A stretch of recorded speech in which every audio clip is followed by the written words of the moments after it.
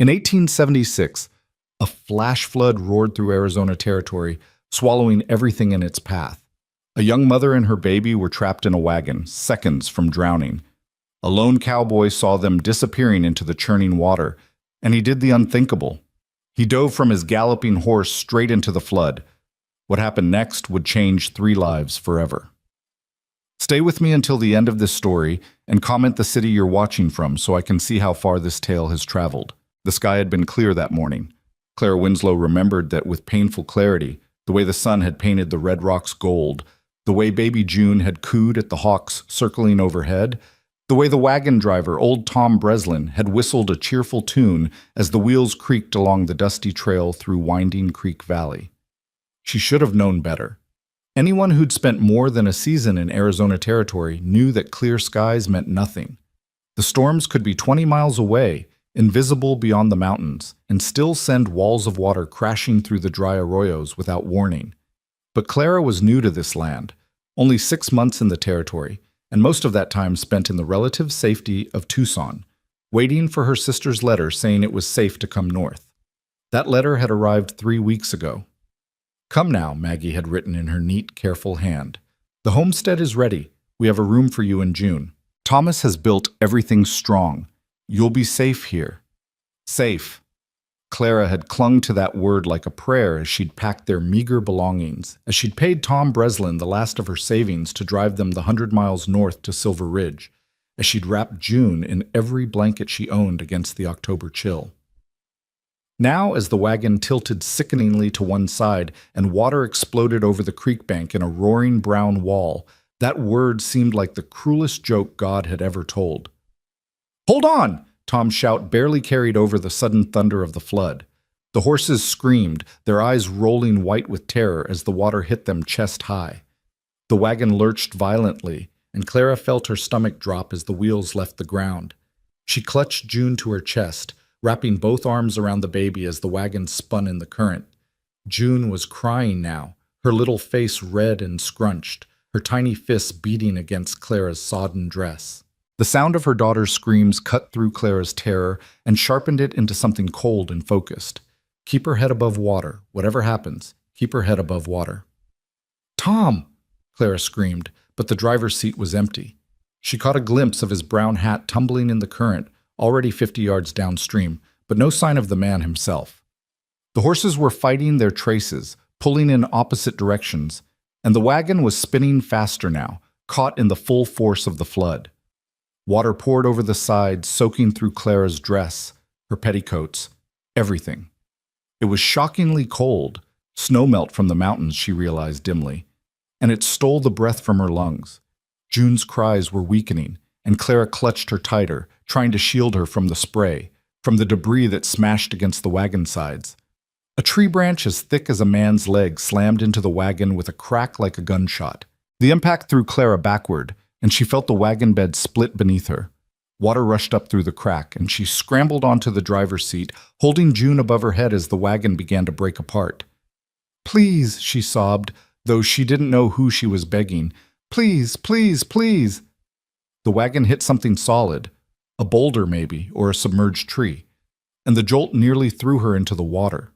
Clara's fingers dug into the wooden seat so hard her nails bent backward, and she pressed June against her shoulder, turning her back to the worst of the current. She was going to die here. They both were. Her baby, her beautiful, perfect June, who had her father's dark eyes and her own stubborn chin, would drown before she ever learned to walk, to talk, to live. And Clara would die knowing she'd failed to protect her, failed to give her the life she'd promised when she'd held her for the first time and whispered, "I'll keep you safe. Always." The wagon gave another sickening lurch, and Clara felt the whole structure beginning to tip. The current had shifted, pushing them toward the far bank where the water churned against a stand of cottonwood trees. In seconds, they'd be crushed against those trunks, or the wagon would capsize completely and they'd be swept under. Clara closed her eyes and pressed her lips to June's wet hair. "I love you," she whispered. "I love you so much, baby girl. I'm so sorry." Then she heard it, hoofbeats, impossibly loud even over the roar of the flood. Her eyes flew open and she saw him. A rider, coming down the slope at a full gallop, his horse's hooves throwing up clouds of red dust. He was hunched low over the animal's neck, his dark hat pulled tight, and he was riding straight for the flood. "No!" Clara screamed, though she didn't know if she was warning him or begging him to save them. "No, don't!" But the rider didn't slow.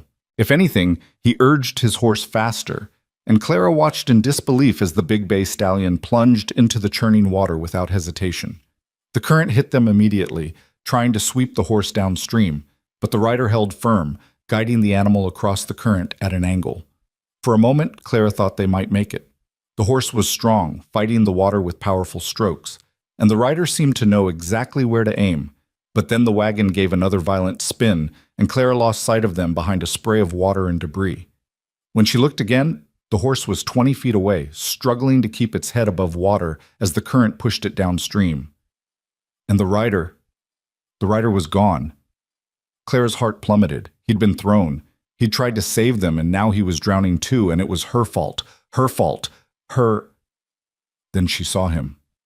He surfaced 10 feet from the wagon, his hat gone, his dark hair plastered to his head. For one brief moment their eyes met. His were a startling pale gray, clear even through the spray. And then he was swimming toward her with strong, powerful strokes that cut through the current. He reached the wagon just as it began to tip. His hand shot out and grabbed the side rail, and the impact steadied the whole structure for a precious few seconds. Clara saw his face clearly now, sharp cheekbones, a dark beard, a long scar cutting through his left eyebrow. And then he was pulling himself up, water streaming from his clothes. "Give me the baby!" he shouted. Clara's arms tightened instinctively around June. Every maternal instinct screamed at her not to let go, not to trust this stranger, not to give up the only thing in the world that mattered. But the wagon was breaking apart beneath her feet. She could feel the boards splintering, could hear the nails shrieking as they pulled free. In seconds, there would be nothing left to hold on to. "Now!" the man shouted again, and he stretched out his arms. Clara looked at his face, at the determination in those gray eyes, at the way his jaw was set, at the strength in his shoulders as he braced himself against the wagon's rail. She looked at her baby, at June's terrified little face, at the way her daughter's fingers were tangled in the wet fabric of her dress. Then she made a choice. She lifted June, kissed her forehead one more time, and placed her in the stranger's arms. He took the baby with surprising gentleness, tucking her immediately inside his heavy canvas jacket and buttoning it closed so only her face showed. Then he grabbed Clara's wrist with his free hand. "We're going to jump," he said, and his voice was calm, steady, as if they were discussing the weather instead of staring death in the face. "On 3. Keep your legs together, keep your arms wrapped around me, and don't let go no matter what." "I can't swim," Clara gasped. Something that might have been a smile flickered across his face. "Good thing I can. 1. The wagon lurched again, and Clara felt the seat split completely beneath her. 2. She grabbed onto his shoulders, her fingers digging into the wet fabric of his shirt. 3. They jumped together, and the world exploded into cold and chaos. The current grabbed them immediately, trying to rip them apart. Clara felt her grip slipping, felt the water trying to tear her away from the man and the baby, but she held on with every ounce of strength she had. Her lungs burned. Her legs tangled in her skirts. Everything was brown water and roaring noise, and the terrible certainty that she'd made a mistake, that she should have held on to June herself, that her baby was going to die in a stranger's arms. Then her head broke the surface, and she gasped in a desperate breath. The man had one arm wrapped around her waist, holding her against his side, while his other arm cradled June against his chest.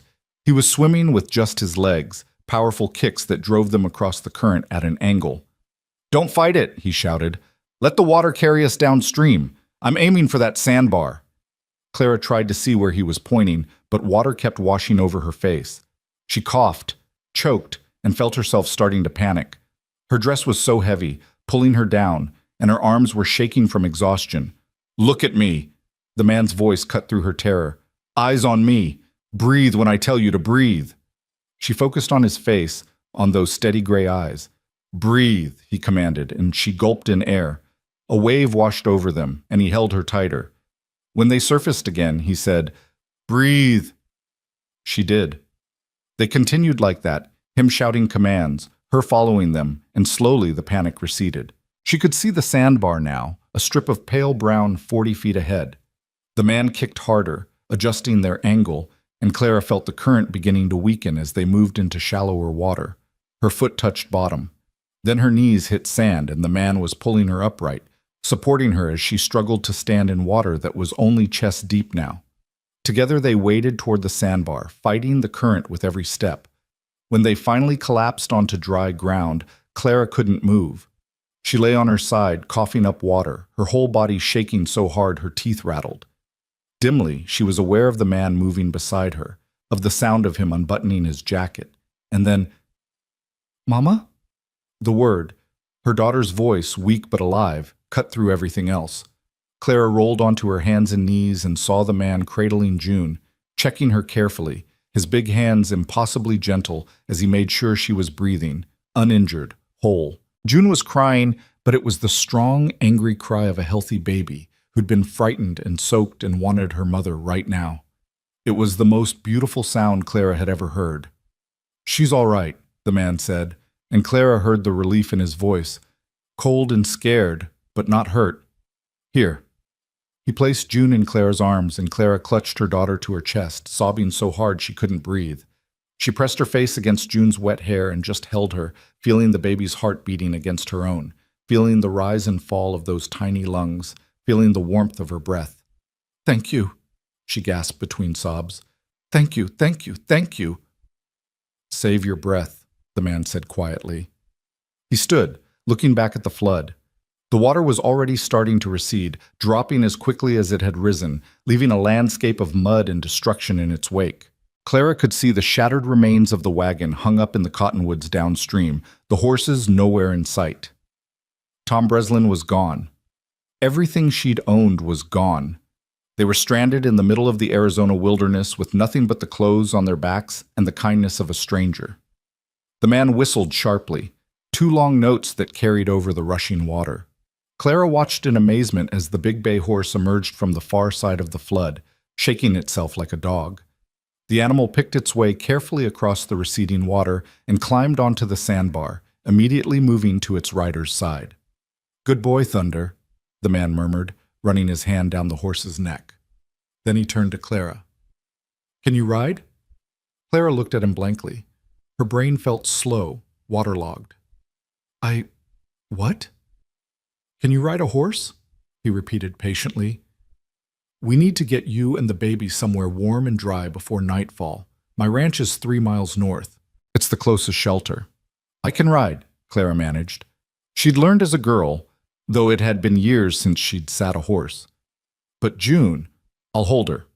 He held out his arms. "You'll ride in front. I'll ride behind and keep you both steady. We'll take it slow." Clara hesitated. The man seemed to read her thoughts because he said very gently, "Ma'am, I just pulled you out of a flood. If I meant you harm, I could have let you drown. My name's Rowan Hale. I've got a ranch 3 miles from here and an old man named Santos who'll feed you beans and lecture me for bringing you in soaked. You're safe. I give you my word." There was something in his eyes when he said it, a quiet certainty, a bone-deep honor. That made Clara believe him. She nodded slowly and let him take June again. Getting onto the horse was harder than she'd expected. Her legs were shaking, her dress weighed 100 pounds, and she could barely pull herself into the saddle. Rowan had to help her, his hands impersonal and steady as he lifted her up. Then he mounted behind her in one smooth motion, settling June in the crook of his left arm while his right arm went around Clara's waist to hold the reins. "Lean back against me," he said. "I've got you both." Clara was too exhausted to argue. She let herself sag back against his chest, felt the solid warmth of him behind her, and closed her eyes as Thunder began to walk. The ride to the ranch passed in a blur. Clara kept drifting in and out of awareness. One moment she was conscious of the horse's movement beneath her. The next she was slipping into darkness. Every time she started to fall, Rowan's arm tightened around her waist, holding her in place. "Stay with me," he murmured once, his voice close to her ear. "Just a little further." She tried. She focused on June's breathing, on the feel of Rowan's heartbeat steady against her back. On the way, the afternoon sun was finally breaking through the clouds. She focused on staying alive. When they finally arrived at the ranch, Clara had just enough awareness to register a small adobe house, a barn, corrals, and an old Mexican man who came hurrying out with an expression of alarm. Dios mío! Rowan, what happened? Flash flood, Rowan said tersely, dismounting with June still cradled in his arm. Get the fire going, Santos. Hot water, blankets, and see if you can find any of Maria's old clothes. Maria's been gone 5 years. I know. Check the chest in the back room. Clara tried to dismount by herself and nearly fell. Rowan caught her with his free arm, steadying her, and she found herself looking up into those gray eyes again. Easy, he said. Santos, help me get her inside.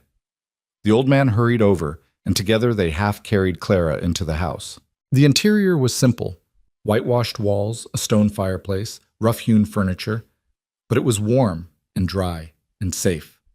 Clara sank onto a bench by the fire and watched dully as Santos bustled around, stoking the flames, hanging a pot of water to heat. Rowan still held June, rocking her gently as the baby's cries finally quieted to hiccuping whimpers. He looked comfortable with her, Clara noted distantly. Natural, as if he held babies every day, though something about this house suggested he lived alone except for the old man. What's her name? Rowan asked quietly. June, Clara whispered. Her name is June. June, he repeated and smiled down at the baby. That's a good strong name. You're a brave girl, June. Your mama, too. Tears started flowing down Clara's face again, and she couldn't stop them. The warmth of the fire, the safety of these walls, the sheer overwhelming relief of being alive. It all crashed over her at once, and she put her face in her hands and wept. She felt someone drape a blanket around her shoulders, heard Santos muttering in Spanish as he moved around the room. Then Rowan was crouching in front of her, June still in his arms. You're safe now, he said, and there was such certainty in his voice that Clara believed him. Both of you. I promise. Clara looked at him through her tears, at this stranger who'd dove off a galloping horse into a flood, who'd carried them both to safety, who was holding her baby with such gentle care, and managed to nod. Thank you, she whispered again. Rowan's expression softened. Rest now. We'll talk when you're warm and dry. He stood and carried June toward the fire, settling into a rocking chair with the baby still bundled against his chest. Clara watched through heavy-lidded eyes as he rocked slowly, murmuring something too quiet for her to hear, while Santos brought her a cup of hot tea and insisted she drink. The tea warmed her from the inside out. The fire warmed her from the outside in. And slowly, so slowly, Clara felt the bone-deep cold beginning to leave her body. She must have dozed, because the next thing she knew, Santos was touching her shoulder gently. Señora, he said, I have found some clothes for you. Come, you must get out of these wet things before you catch your death. Clara followed him in a daze to a small bedroom, where he'd laid out a simple dress, stockings, and a shawl. The clothes smelled of cedar and dust, as if they'd been packed away for years, but they were dry and clean. I will stay with the little one, Santos assured her. Take your time. Clara changed quickly, her fingers clumsy on the buttons. The dress was too large. She'd lost weight in the months since Daniel had died, and she'd never been a big woman to begin with. But the shawl helped, and the dry clothes felt like heaven. When she emerged, she found Santos holding June while Rowan had disappeared. The old man smiled at her. Better, see? You have a color in your face now. Sit, sit. I have made soup. Clara sank back onto the bench and accepted the bowl he offered. The soup was simple, beans and salt pork and peppers, but it was hot and savory, and she hadn't realized how hungry she was until the first spoonful hit her stomach. Where's Mr. Hale? She asked between bites. Seeing to thunder and checking the flood damage, Santos said. He will be back soon. That man, he cannot sit still for 5 minutes, always working, always moving. But today he did something I have never seen. He dove into that flood without thinking twice, didn't he? Clara nodded, swallowing hard. He saved our lives. That is Rowan, Santos said, his weathered face fond. He acts like he wants to be alone, like he doesn't need anyone. but put someone in danger, and he cannot help himself. He has to save them. The old man looked down at June, who had fallen asleep in his arms. This little one, she is special, I think. Rowan, he looked at her like she matters, like she is worth saving. Every baby is worth saving, Clara said quietly. See, of course. But Rowan, he has lost much. His wife, his son, a fever 5 years ago. Since then, he has been alone. By choice, you understand? But today, holding your little June, I saw something in his eyes I have not seen in a long time. Clara's chest tightened. She'd been so focused on her own grief, on surviving each day with June after Daniel's death, that she hadn't considered that the man who'd saved them might be carrying his own scars. The door opened and Rowan stepped inside, bringing a gust of cool evening air with him. He'd changed into dry clothes, dark trousers, a clean shirt, his hair still damp but combed back from his face. Without the wet jacket and the desperation of the flood, Clara could see him clearly for the first time. He was tall, lean, but strong, probably in his early 30s. The scar through his eyebrow gave him a dangerous look, but his eyes were kind. Tired, Clara thought. There was a bone-deep weariness in those eyes that had nothing to do with physical exhaustion. "How are you feeling?" he asked, moving to hang his hat by the door. "Better," Clara said. "Thanks to you and Santos. I don't know how to repay—" "No need," Rowan interrupted quietly. He crossed to where Santos sat with June and gazed down at the sleeping baby. "She all right?" "Sleeping like an angel," Santos confirmed. "This little one, she is strong." "Takes after her mama," Rowan said, and his eyes met Clara's. "You were brave out there. Most people would have frozen." Clara shook her head. "I was terrified." "Being brave doesn't mean you're not scared. It means you do what needs doing anyway." He pulled up a chair and sat, leaning forward with his elbows on his knees. "Now, when you're ready, I need to know where you are headed, and whether anyone will come looking for you." Clara took a breath, organizing her scattered thoughts. "My sister," she said. "Maggie Duncan. She and her husband Thomas have a homestead near Silver Ridge. I was traveling there with my daughter. Our driver, Tom Breslin." "I saw him go under," Rowan said gently. "I'm sorry." Clara's eyes burned, but she had no more tears left. She'd barely known Tom, had hired him only 3 days ago in Tucson, but he'd seemed kind. He'd told her stories about his grandchildren, had whistled cheerful tunes to make June laugh. Now he was gone, swept away in seconds. "My sister will be expecting me," she continued. "We were supposed to arrive before nightfall. When we don't come, she'll worry. She'll send Thomas looking." Rowan nodded slowly. "Silver Ridge is 20 miles north. The flood took you 5 miles downstream from where you started, which means you were on the Old Creek Road. That puts your sister's place, 25 miles from here?" "I don't know," Clara admitted. "I'm not familiar with the area." "I am," Santos interjected. "The Duncan homestead. It is northwest of here, perhaps 24 miles. A day's ride, if you know the way." "Tomorrow," Rowan decided. "Soon as it's light, I'll take you to your sister's. Tonight you rest. Build up your strength. You've had a hell of a day." Clara wanted to protest, to say she couldn't impose any further, but the truth was she could barely keep her eyes open. The warmth of the fire, the food in her belly, the sheer relief of being safe. It was pulling her under like a tide. "Thank you," she whispered, "for everything." Rowan stood and took June carefully from Santos, cradling her with practiced ease. "Come on," he said to Clara. "I'll show you where you'll sleep." Clara followed him down a short hallway to a small bedroom. The bed was simple, a wooden frame, a cornhusk mattress, quilts piled high, but it looked like paradise. Rowan laid June carefully in the center of the bed, tucking blankets around her to keep her from rolling. "Santos will bring you anything else you need," he said. "Water, food, extra blankets. You just rest." He turned to leave, but Clara caught his sleeve. "Mr. Hale," she said, "why did you do it? Why did you risk your life for strangers?" Rowan was quiet for a long moment, his eyes distant. When he finally spoke, his voice was rough. "Because I couldn't save them," he said. "My wife and son. I couldn't save them when the fever came." So when I saw you and your daughter in that water, he stopped, cleared his throat. I had to try. Clara's heart broke for him. She wanted to say something, anything that might ease the pain in his eyes. But what words existed for that kind of loss? You did save us, she said finally. You saved June. You gave her a future. Rowan looked at the sleeping baby, and something soft crossed his face. Get some rest, Mrs. Winslow. Tomorrow's a long ride. He left, closing the door quietly behind him, and Clara crawled onto the bed beside her daughter. She curled around June's small body, one hand resting protectively on the baby's chest, feeling the steady rise and fall of breath. They were alive. Against all odds, they were alive. Outside, she could hear the murmur of men's voices as Rowan and Santos talked by the fire.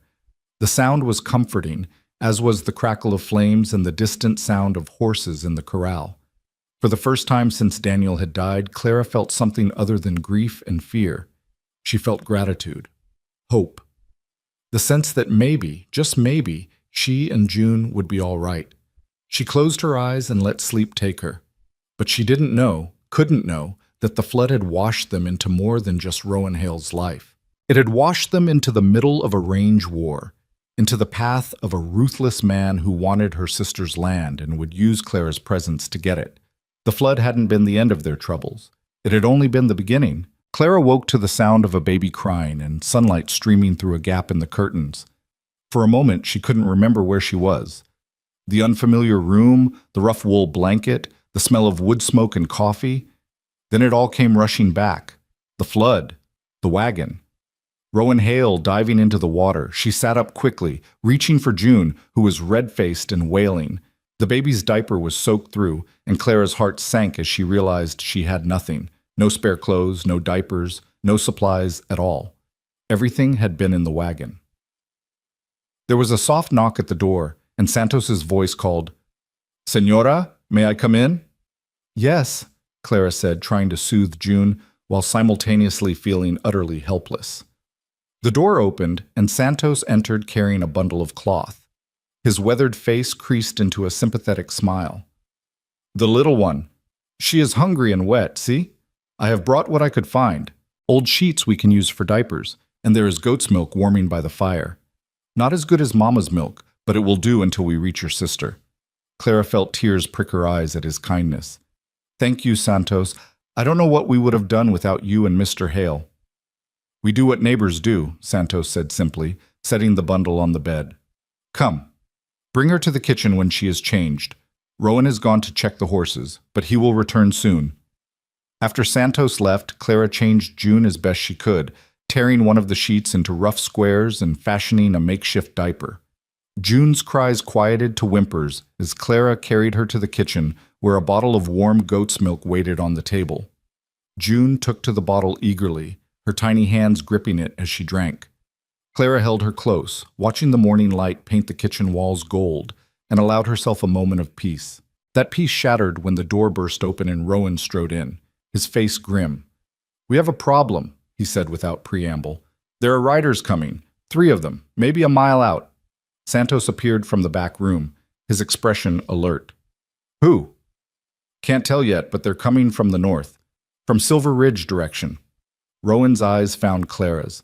"You expecting anyone to come looking for you?" Clara shook her head, her heart beginning to pound. "Thomas doesn't know we're here. He'd have no reason to—" "Then these aren't friends," Rowan said flatly. He crossed to a cabinet and pulled out a rifle, checking it with practiced efficiency. "Santos, take Mrs. Winslow and the baby to the back room. Keep them quiet and out of sight until I know what we're dealing with." "Rowan," Santos began. "Now," Rowan said, his voice brooking no argument. Santos moved quickly, ushering Clara and June down the hallway to the small bedroom they'd slept in. He positioned them in the corner farthest from the window and pressed a finger to his lips. Through the walls, Clara could hear the sound of approaching hoofbeats, then voices. "Morning," Rowan's voice carried clearly, calm and measured. "Something I can help you gentlemen with?" A different voice answered, smooth and cultured, with an edge that made Clara's skin crawl. "Rowan Hale. Been a while since we've crossed paths." "Not long enough, Kincaid." Clara's breath caught. She didn't know the name, but the way Rowan said it with barely controlled contempt told her everything she needed to know. Now, the smooth voice continued. That's no way to greet neighbors. My son Garrett here was just saying we should ride over, see how you weathered yesterday's flood. Terrible business, flash floods. Never know what they might wash up. There was a pause, heavy with unspoken meaning. Ranch is fine, Rowan said. Appreciate the concern, but as you can see, everything's standing. So, if that's all… Actually, we're looking for someone, a younger voice interrupted. Garrett, Clara assumed. A woman and a baby. They were traveling the creek road yesterday when the flood hit. Their driver drowned, poor bastard. We figured if anyone survived, they might have washed up near your place. Clara's arms tightened around June. How did they know? How could they possibly know about her and June unless someone had told them, or unless they'd been watching the road? Haven't seen anyone, Rowan said, and Clara marveled at how easily the lie came to him. Like I said, flood didn't touch the ranch. If someone had washed up, I'd have found them yesterday when I was checking my fences. The smooth voice, Kincaid, sounded unconvinced. Mind if we take a look around, just to ease our minds? The woman's sister is worried sick, you understand. Margaret Duncan. Lives up near Silver Ridge. Maggie. They were talking about Maggie. Which meant they knew exactly who Clara was and where she'd been headed. I do mind, actually, Rowan said, and Clara heard steel in his voice. This is my property, Kincaid. You want to search it. You bring a marshal with a warrant. Otherwise, you can turn those horses around and ride back the way you came. That's real unfriendly, Hale. I'm not feeling friendly. Your boy there tried to run off 30 of my cattle last month. Only reason I didn't shoot him is because I can't prove it was him. But I know your brand and I know your methods. So no, you're not welcome on my land. The tension stretched so tight Clara could feel it through the walls. June squirmed in her arms, and Clara pressed her hand gently over the baby's mouth, praying she wouldn't cry. Then Kincaid laughed, a cold sound devoid of humor. You always were stubborn, Hale. Fine. We'll leave. But if you do happen to see a woman and a baby, Clara Winslow is her name, you'll let us know, won't you? Her sister's awful worried, and you know how dangerous it is for a woman alone in this territory, all kinds of trouble she could run into. I'll keep that in mind, Rowan said flatly. You do that. The sound of horses moving, then Kincaid's voice again, farther away now. Oh, and Hale? That northern pasture of yours, the one bordering Duncan land? Might want to keep a closer eye on it. Heard there's been some rustling trouble up that way. Would be a shame if you lost any more cattle. The hoofbeats faded into the distance. Clara waited, barely breathing, until Santos appeared in the doorway. They're gone, he said quietly. But Rowan, he wants to speak with you. Clara followed Santos back to the kitchen, where Rowan stood at the window, watching the riders disappear into the distance. When he turned to face her, his expression was grave. You want to tell me why Dawson Kincaid is looking for you? He asked. Clara sank into a chair, holding June close. I don't know, she said honestly. I've never heard that name before. I don't know who he is or why he'd be looking for me. He's trouble, Rowan said bluntly. Dawson Kincaid owns the biggest spread in the territory, the Double K Ranch. Been buying up land for years, pushing out the small homesteaders. Anyone who won't sell, he makes their life hell until they leave anyway. He paused, his jaw tight. You said your sister has a homestead near Silver Ridge. Yes, Margaret and Thomas Duncan. They've been there 2 years, maybe 3. What's on their land? Rowan asked. Water? Mineral deposits? Prime grazing? Clara tried to remember what Maggie had written in her letters. There's a spring. Maggie mentioned it several times, said it was one of the reasons Thomas chose that spot. The water runs year-round, even in drought.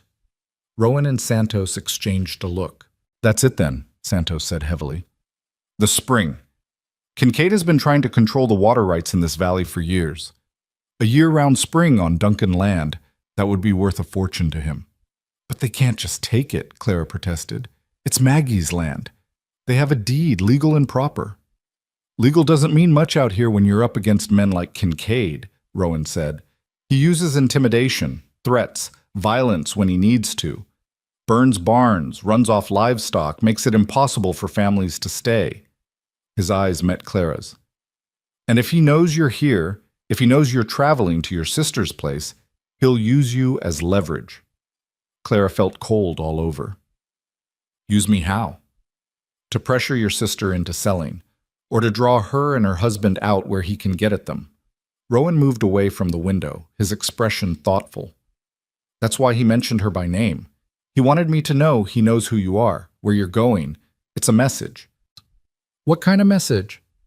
That he's watching, that he knows your business, that if you show up at your sister's place, he'll make sure everyone involved pays the price. Rowan rubbed his jaw, thinking. Question is, how did he know you were coming? Your sister tell anyone? Clara shook her head. I don't think so. Maggie's letter said to come quickly but quietly. She seemed worried even then. A horrible thought occurred to her. Do you think she's already in trouble? That Kincaid has already threatened them? Probably, Santos said gently. If the spring is as valuable as you say, he would have been pressuring them for months, maybe years. Clara looked down at June, who had fallen back asleep in her arms, blissfully unaware of the danger surrounding them. She'd thought the flood was the worst thing that could happen. She'd been wrong. What do I do? She whispered. Rowan was quiet for a long moment, his gray eyes distant. Finally, he said, You stay here. At least for a few days, until I can ride to Silver Ridge and talk to your sister. Find out what the situation is, what kind of pressure Kincaid's been applying, then we'll figure out the safest way to get you there. I can't ask you to do that, Clara said immediately. You've already done so much. You're not asking, I'm offering. Rowan's voice was firm. Kincaid and I have history. He tried to push me off my land 5 years ago, right after... He stopped, swallowed. Right after I lost my family. Thought I'd be easy pickings. He was wrong. I've been a thorn in his side ever since, and he knows if he pushes me too hard, I'll push back harder. Your sister doesn't have that kind of protection. You would do this for strangers? Clara asked. Rowan looked at June, and his expression softened. You're not strangers anymore, he said quietly. Soon as I pulled you out of that water, you became my responsibility. I don't walk away from my responsibilities. Santos nodded approvingly.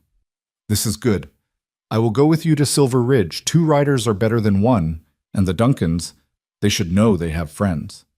No, Rowan said. You stay here with Mrs. Winslow and June. If Kincaid sends someone back while I'm gone, I want you here. Santos opened his mouth to argue, then closed it again, nodding reluctantly. See, you are right. But you be careful, Rowan. Kincaid, he is not above ambush. I know, Rowan turned to Clara. I'll leave at first light tomorrow. Should be back by nightfall, maybe sooner if the ride goes smooth. Santos will take care of you in June. You need anything, you ask him. And if anyone else comes around, we hide, Clara finished. I understand. Good. Rowan grabbed his hat from the peg by the door. I'm going to check the northern fence line. Make sure Kincaid's threat about rustlers wasn't just talk. Santos, keep the rifle close. He left without another word, and Clara watched through the window as he saddled Thunder and rode out. There was something about the way he sat a horse, easy and natural but alert, always watching, that spoke of a man who'd learned to be cautious the hard way. He is a good man, Santos said, following her gaze. Stubborn, too proud, sometimes too quick to take on other people's troubles. But good, through and through. He said he lost his family, Clara said quietly. 5 years ago. Santos's weathered face grew sad. See, Maria and their son, Christopher. The boy, he was only 3 years old.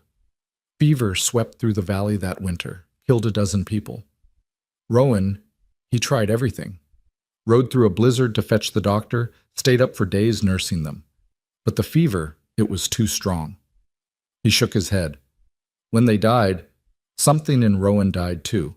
He stopped going to town, stopped talking to neighbors, just worked his ranch and kept to himself. Until yesterday, when he dove into that flood without thinking.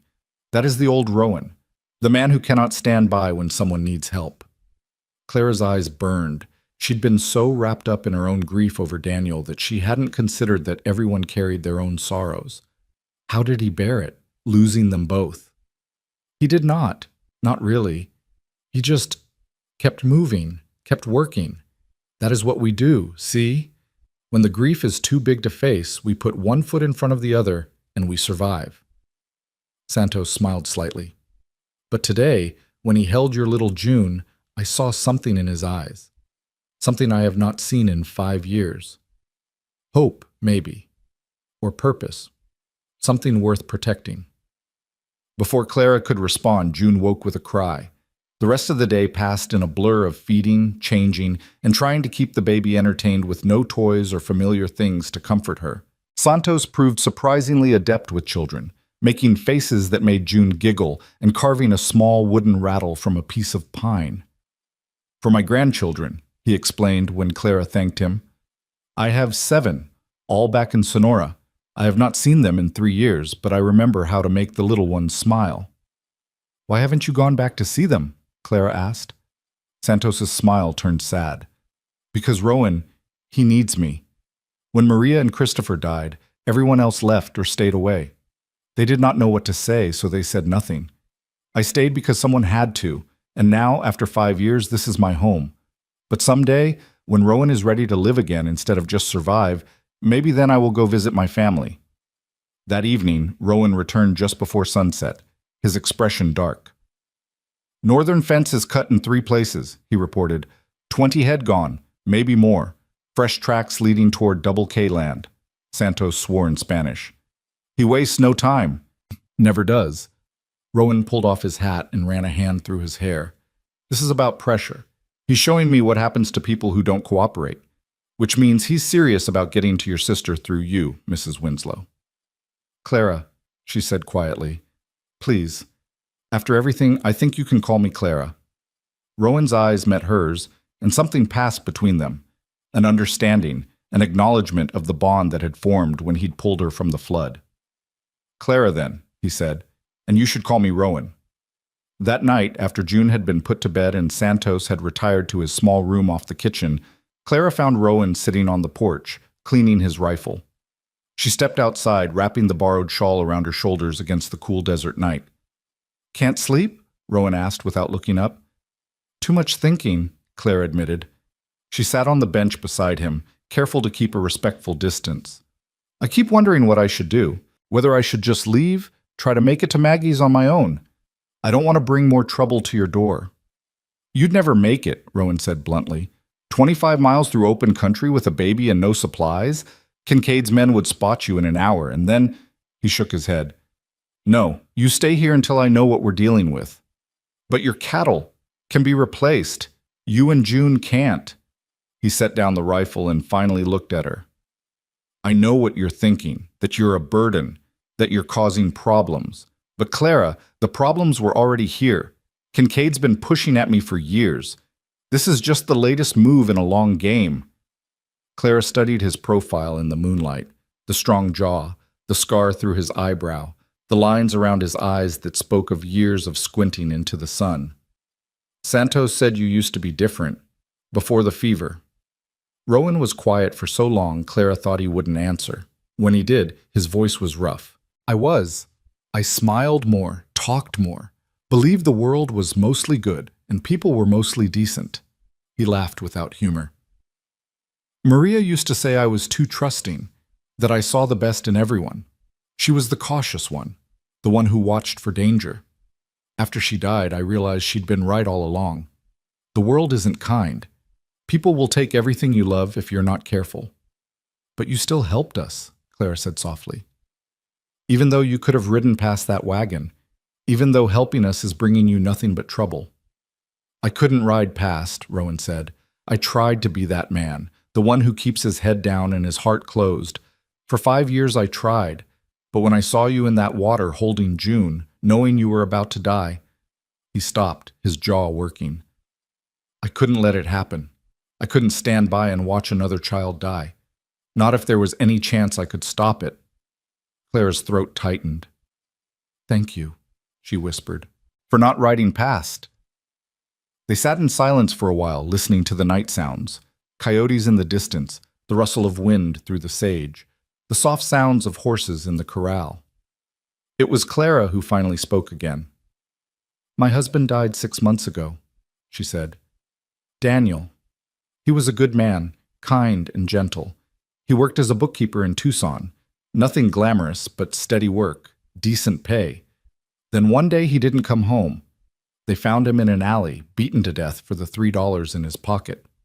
She felt the familiar grief rise in her chest, but it was duller now, worn smooth by time. I was 5 months pregnant. I had no family in Tucson, no real friends, just me and a baby on the way, and no idea how I was going to survive. But you did, Rowan said. Barely. I sold everything we owned, took work where I could find it. When June was born, Maggie wrote and said to come north, that she and Thomas had room for us.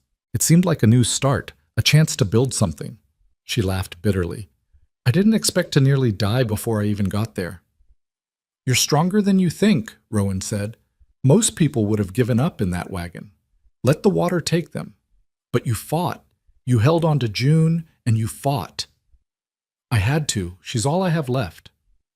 I know the feeling, Rowan said quietly. Then, as if realizing he'd revealed too much, he stood. It's late. You should get some rest. Tomorrow's going to be a long day. Clara stood too, but before she went inside, she touched his arm. Rowan? For what it's worth, I think Maria was wrong. The world does have good people in it. You proved that. She didn't wait for his response, just slipped inside and closed the door quietly behind her. But through the window, she saw him standing on the porch for a long time, staring out at the darkness, and she wondered what he was thinking. The next morning dawned clear and cold. Rowan was up before sunrise, preparing Thunder for the long ride to Silver Ridge. Santos packed supplies, food, water, ammunition, while Clara fed June and tried not to let her worry show.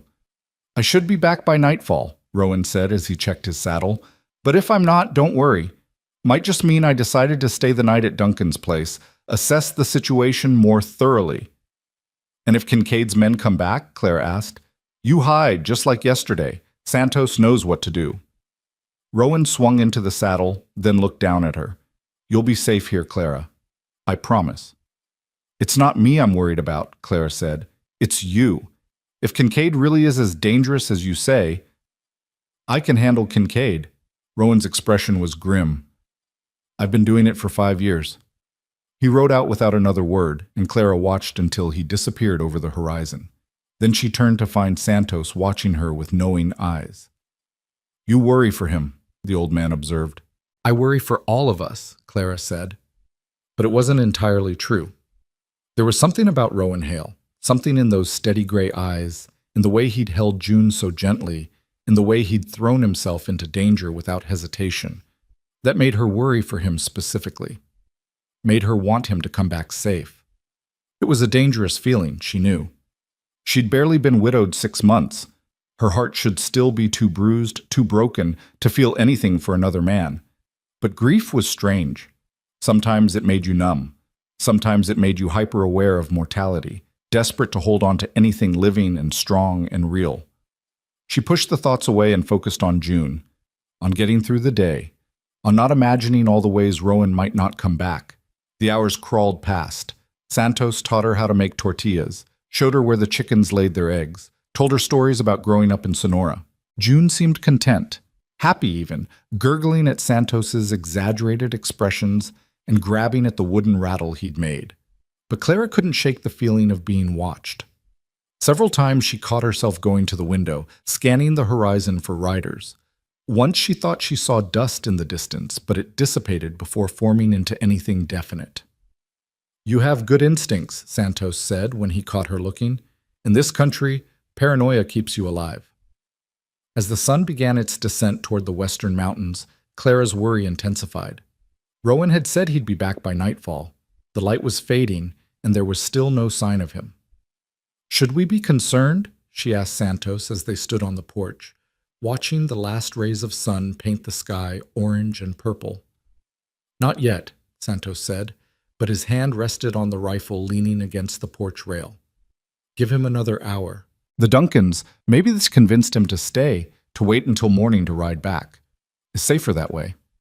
But they both knew that if Rowan had decided to stay, he would have sent word somehow, would have at least tried to let them know not to worry. Full darkness fell, and still no Rowan. Santos lit the lamps, checked the rifle, barred the door. "We wait," he said firmly. "If he is not back by morning, I will go look for him. But tonight, we stay alert." Clara barely slept. Every sound made her start. The wind rattling the shutters, a coyote's howl, the horses shifting in the corral. She held June close, trying to draw comfort from her daughter's warmth, and prayed to a God she wasn't sure was listening that Rowan Hale would ride back over that horizon come morning.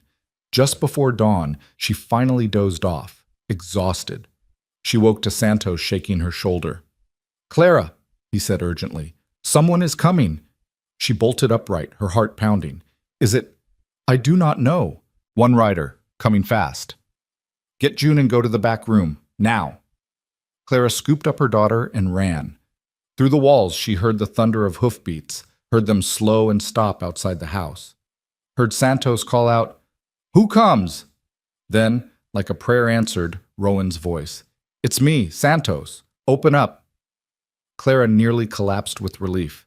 She heard the door open, heard Santos exclaim in Spanish, heard Rowan's weary voice responding. When she emerged from the back room, she found Rowan in the kitchen, his face haggard, dried blood on his sleeve. "What happened?" Santos demanded, already reaching for bandages. "Ambush," Rowan said shortly. "They were waiting on the road about 5 miles from Duncan's place. 4 of them, maybe 5. I managed to get past, but not before one of them got a shot off. Grazed my arm. Nothing serious." "Who?" Clara asked, though she already knew. "Kincaid's men." Rowan's jaw was tight. "They weren't trying to kill me, just slow me down, warn me off. But I made it to your sister's place, Clara, and I talked to Thomas Duncan. He confirmed what we suspected. Kincaid's been pressuring them hard for months, trying to buy their land, threatening them when they refuse. Last week he told them he knew you were coming, that if they didn't sell, he'd make sure you never made it to their homestead alive." Clara felt ice in her veins. "He threatened June?" "He threatened all of you. Said accidents happen all the time in this territory. Floods, fires, raids. Said it would be a shame if something happened to their sister and her baby." Rowan's eyes were hard. "Thomas wanted to come back with me, bring you and June there anyway, but I convinced him that's exactly what Kincaid wants. He wants you together in one place where he can apply maximum pressure." "So what do we do?" Clara whispered. Rowan looked at her, and despite his exhaustion, his gaze was steady. "We fight, but we do it smart, and we do it together. Your sister's not alone anymore. She's got Thomas, she's got you, and now she's got me and Santos. Kincaid wants a war, we'll give him one. But on our terms, not his." Santos grinned fiercely. "Now you sound like the old Rowan, the one who would not back down from a fight." "I've backed down from too many fights," Rowan said quietly. "Time to stop running." He looked at June, asleep in Clara's arms, and something shifted in his expression, something protective and determined. Time to stand and fight. Clara spent the next 3 days learning what it meant to live under the shadow of a threat. Santos taught her how to load the spare rifle, how to bar the doors properly, how to keep watch without being seen from a distance. Rowan rode out each morning to check his fences and look for signs of Kincaid's men, always returning before nightfall with a grim expression that told Clara the pressure was building. On the 4th morning, a rider appeared on the horizon carrying a white flag. Santos spotted him first and called Rowan in from the corral. They watched together as the rider approached slowly, one hand raised to show he meant no harm. "That's one of Duncan's hands," Rowan said, his hand relaxing on his rifle. "Name's Cooper. Good man." The rider pulled up 20 yards from the house, his young face tight with worry. "Mr. Hale, Mrs. Winslow, if you're in there, you need to hear this." Clara stepped onto the porch, June in her arms. "I'm here. What's happened?" Cooper's eyes widened slightly at the sight of her, then his expression grew urgent. "It's your sister, ma'am. There was a fire last night. Someone torched the workshop where Mr. Duncan does his carpentry. He managed to put it out before it spread to the house, but—" He swallowed hard. "Mrs. Duncan, she's asking for you. Says she needs to see you're safe, needs to know you and the baby are all right. She's beside herself with worry." Clara's heart clenched. "Is Maggie hurt? Is she—" "She's fine physically, but she's scared, ma'am. Real scared. Mr. Duncan too, though he won't show it. They want you to come home, say they can protect you better if you're all together." "That's exactly what Kincaid wants," Rowan said flatly. "Get them all in one place, make them desperate enough to sell." "I know that, sir," Cooper said. "Mr. Duncan knows it too. But Mrs. Duncan, she says she won't sell, won't give in, but she needs to see her sister. Needs to know Mrs. Winslow is alive." He looked at Clara, his young face earnest. "She's been crying for 3 days straight, ma'am, ever since Mr. Hale came and told them about the flood. She thinks you're dead, thinks she's going to find your body washed up somewhere downstream." Clara felt torn in two. Every instinct screamed at her to go to Maggie, to comfort her sister, to let her see that June was safe. But Rowan was right.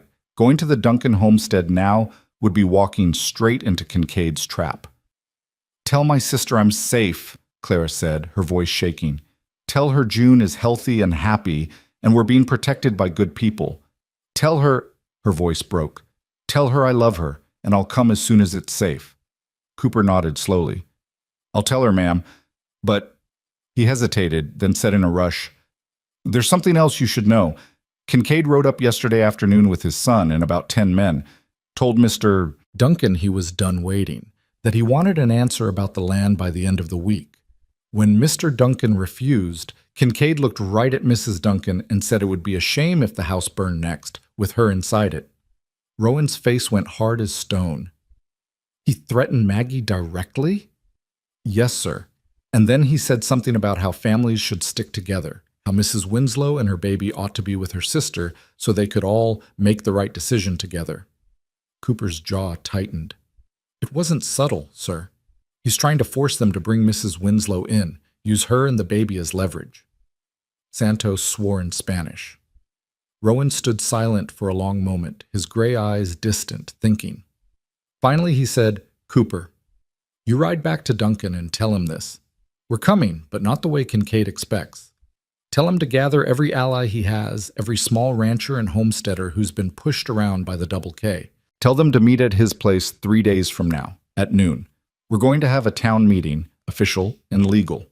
And we're going to air every grievance against Kincaid where everyone can hear it." Cooper's eyes widened. "Sir, that's declaring war." "No," Rowan said quietly. "It's demanding justice. There's a difference. Kincaid's been getting away with intimidation and violence because people are too scared to stand together. Time to change that." "He'll never let it happen peaceful," Cooper warned. "He'll bring his men, shut it down. Let him try. We'll have witnesses, we'll have numbers, and we'll have right on our side." Rowan's voice was firm. "Tell Duncan to send word to the territorial marshal too. Let's make this official." After Cooper rode off, Santos turned to Rowan with a worried expression. "You know this is dangerous. Kincaid, he will not just stand by and let you organize the homesteaders against him." "I know," Rowan said, "which is why we need to be smart about it. Clara, you and June will come with us to Duncan's place, but you'll stay in the house, out of sight. Santos and I will handle the meeting. If things go bad, you get Maggie and June, and you hide. Understood?" Clara wanted to argue, wanted to say she wouldn't cower while others fought her battles. But when she looked at June, sleeping peacefully in her arms, she knew Rowan was right. Her first duty was to keep her daughter safe. "Understood," she said quietly. The next 2 days passed in tense preparation. Rowan rode to 3 neighboring ranches, talking to men Clara never saw, building alliances. Santos checked and rechecked their weapons, made sure they had enough ammunition, enough supplies. Clara packed what little they had and tried not to think about all the ways this could go wrong. On the morning of the 3rd day, they set out for the Duncan homestead. Rowan rode Thunder with Clara and June seated in front of him, while Santos followed on his sturdy paint mare. The journey that should have taken 6 hours stretched to 8, as Rowan deliberately took a winding route, watching constantly for ambushes. They saw no one, but Clara felt eyes on them the entire ride. Several times Rowan pulled Thunder to a halt, studying the landscape before nodding to himself and continuing. Each time, Clara's heart hammered against her ribs, and she held June tighter. It was late afternoon when they finally crested a hill, and Clara saw her sister's homestead for the first time. It sat in a small valley, protected on 3 sides by low ridges, with a year-round stream running through the property. The house was small but well-built, adobe and timber, with a porch that wrapped around 2 sides. Beyond it stood a barn, chicken coops, and the blackened remains of what must have been the workshop. Before they could ride down, a figure emerged from behind a rock outcropping, rifle raised. Then the gun lowered, and a man's voice called out, "Rowan Hale! About time you showed up!"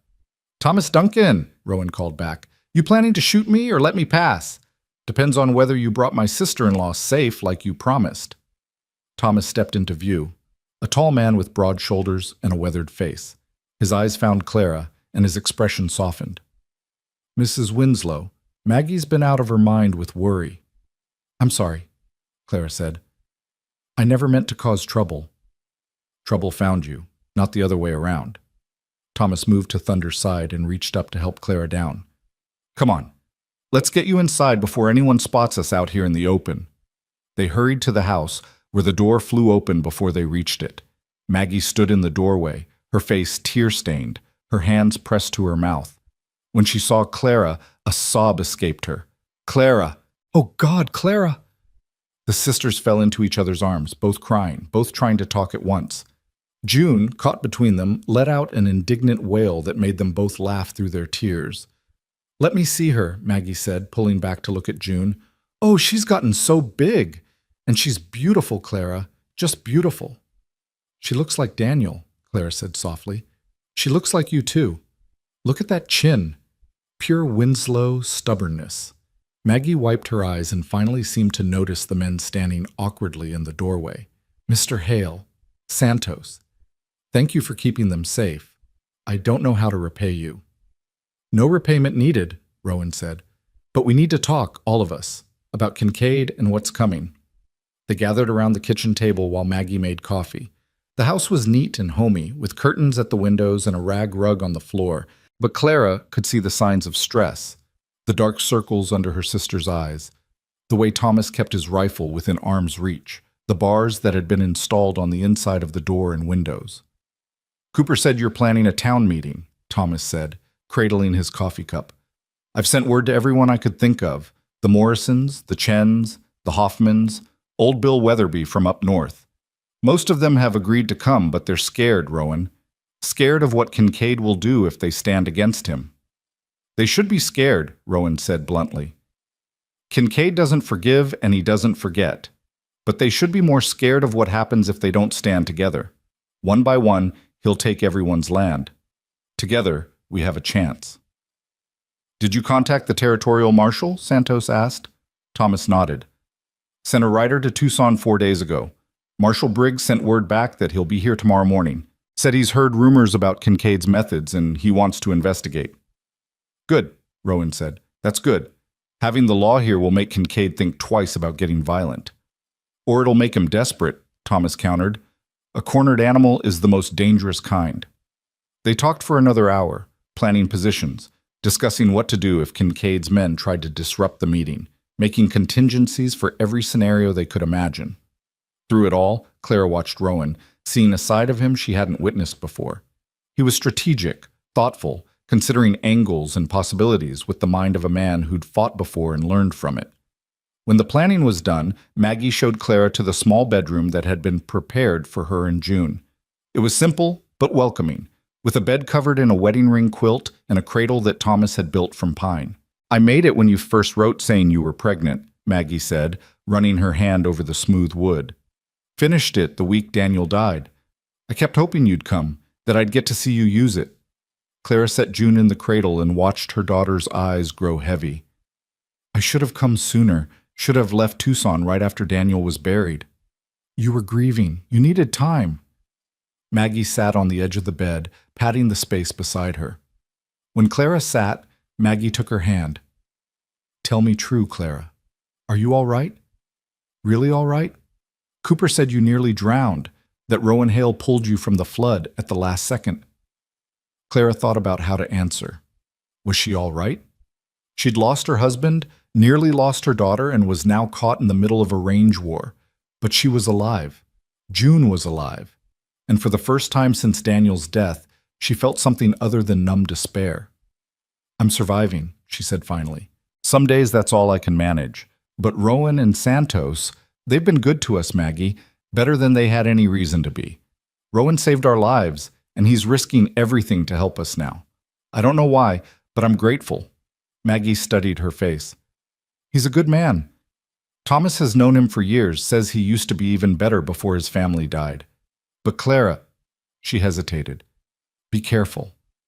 I see the way you look at him, and I see the way he looks at June, like she matters, like you both matter. And that's dangerous when you're both still grieving." "I know," Clara whispered, "but Maggie, when he held me in that water, when he told me to look at him and breathe, I felt safe for the first time in months. Not happy, not healed, but safe. That has to count for something." "It does," Maggie said softly. "Just don't forget, safe and in love are two different things. Don't confuse one for the other." That night, Clara lay in the darkness, listening to June's soft breathing and thinking about Maggie's warning. Was she confusing safety with something deeper? Did it matter when tomorrow might bring violence and chaos? She didn't know.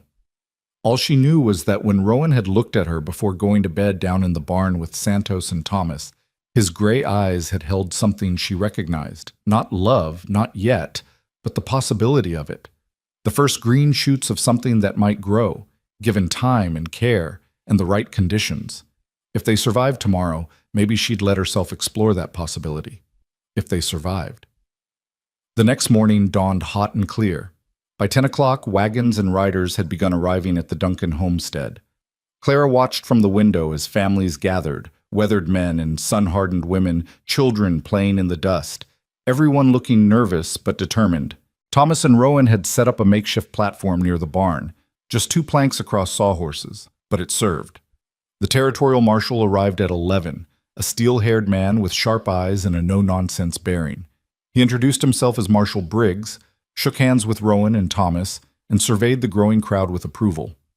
"Good turnout," he said. "That'll make it harder for Kincaid to claim this is just a few troublemakers." "He'll still try," Rowan said. "He always does." At noon exactly, Kincaid arrived.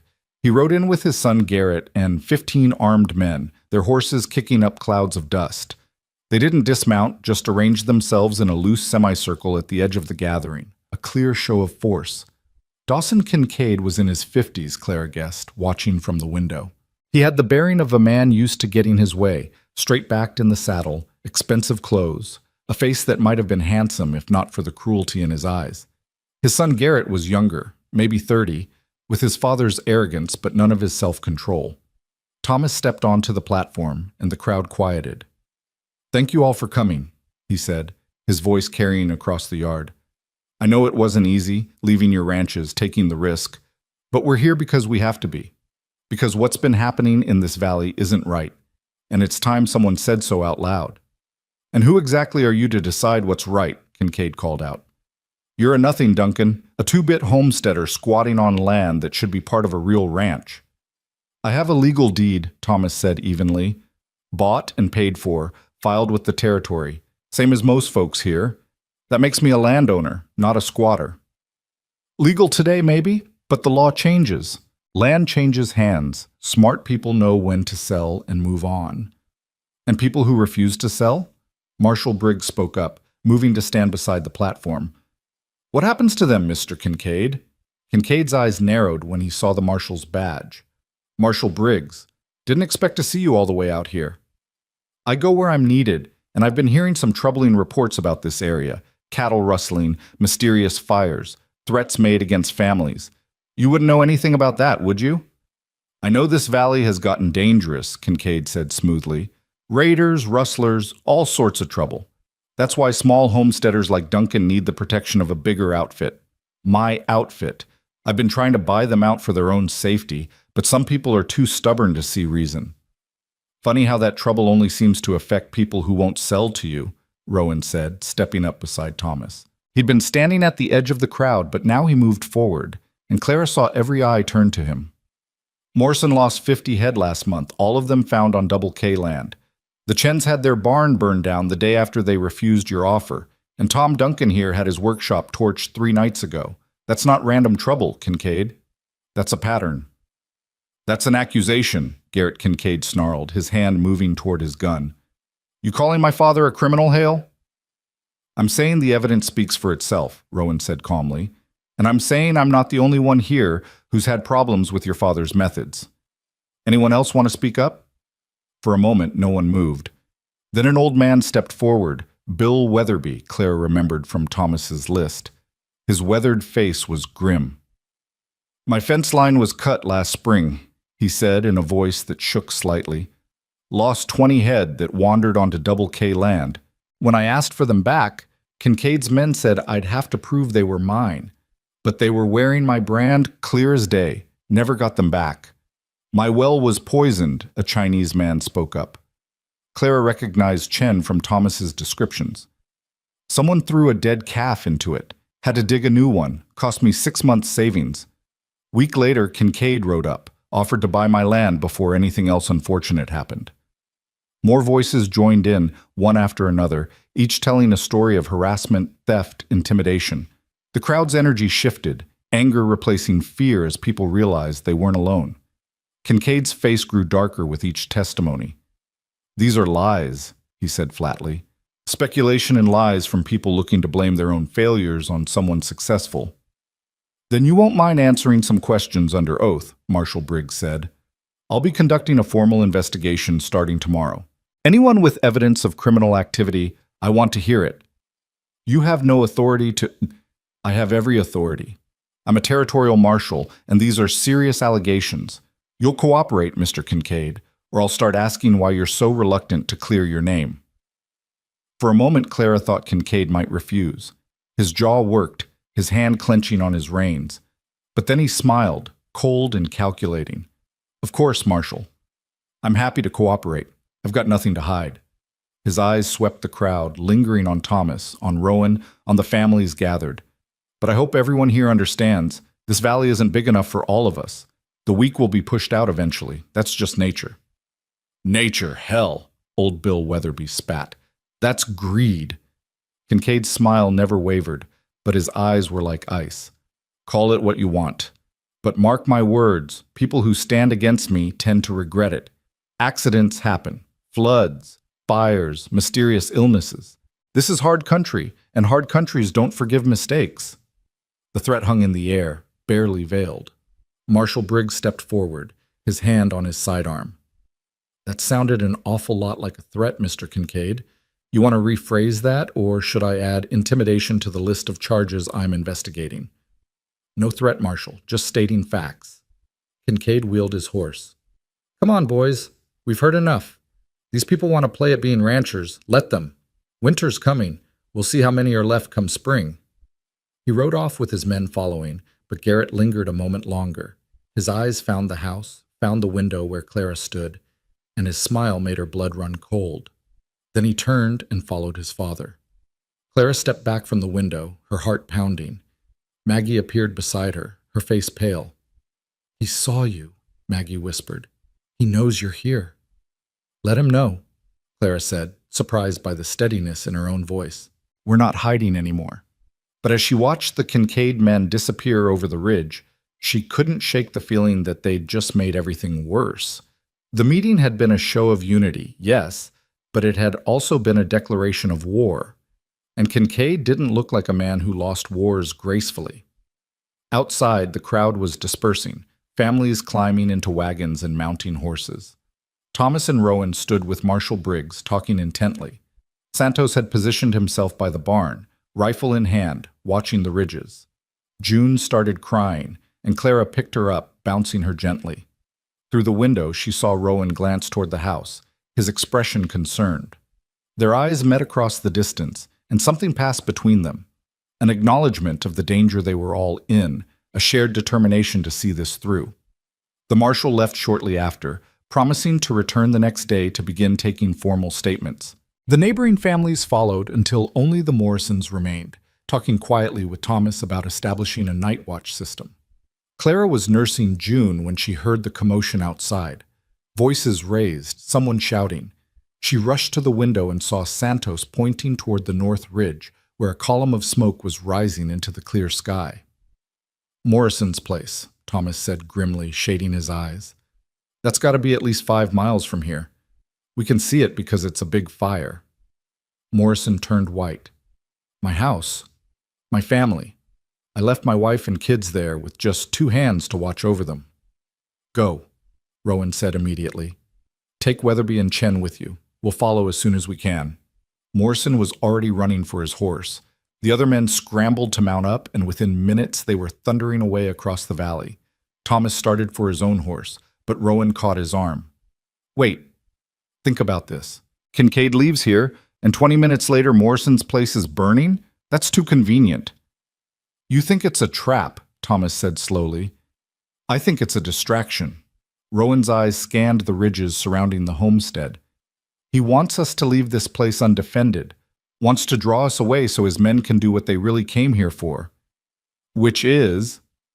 Rowan looked at the house, where Clara stood in the window with June. To take Clara and the baby, to give him the leverage he needs to force your hand. As if summoned by his words, riders appeared on 3 sides of the homestead. Not 15 this time, at least 30, maybe more, converging from different directions. They'd been waiting in concealment, Clara realized with horror. Waiting for the other families to leave, waiting for the perfect moment to strike. Into the house, Thomas shouted. Everyone inside, now! Santos was already moving, running for the porch. Rowan followed, turning to fire a warning shot over the approaching riders' heads. The shot echoed across the valley, but the riders kept coming. Clara grabbed June and ran from the window just as the first bullet shattered the glass. Maggie screamed, pulling her away from the flying shards. Thomas burst through the door, Santos and Rowan right behind him, and they immediately began barring the windows and doors. How many? Thomas asked, checking his rifle. 30, maybe more, Rowan said grimly. They've got us surrounded. Another shot, then another, the sound of bullets thudding into adobe walls, pinging off the tin roof. Clara clutched June to her chest and crouched in the corner farthest from the windows, her whole body shaking. This was it. This was what Maggie had warned her about. Kincaid hadn't been bluffing. He'd just been waiting for the right moment. And now they were trapped, outnumbered, with no help coming. Rowan appeared beside her, his face streaked with dust and sweat. Clara, listen to me. There's a root cellar under the kitchen. Maggie knows where. You take June and you hide there, understand? Don't come out no matter what you hear. What about you? What about... We'll hold them off. His gray eyes were steady, certain. But if something happens, if they get inside, you stay hidden. You protect June. Promise me. Clara wanted to argue, wanted to say she wouldn't hide while others fought, but June was wailing in her arms and she knew what she had to do. I promise, she whispered.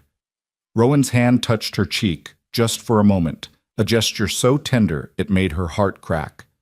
Then he was gone, moving back to the window where Santos was already firing measured shots at the approaching riders.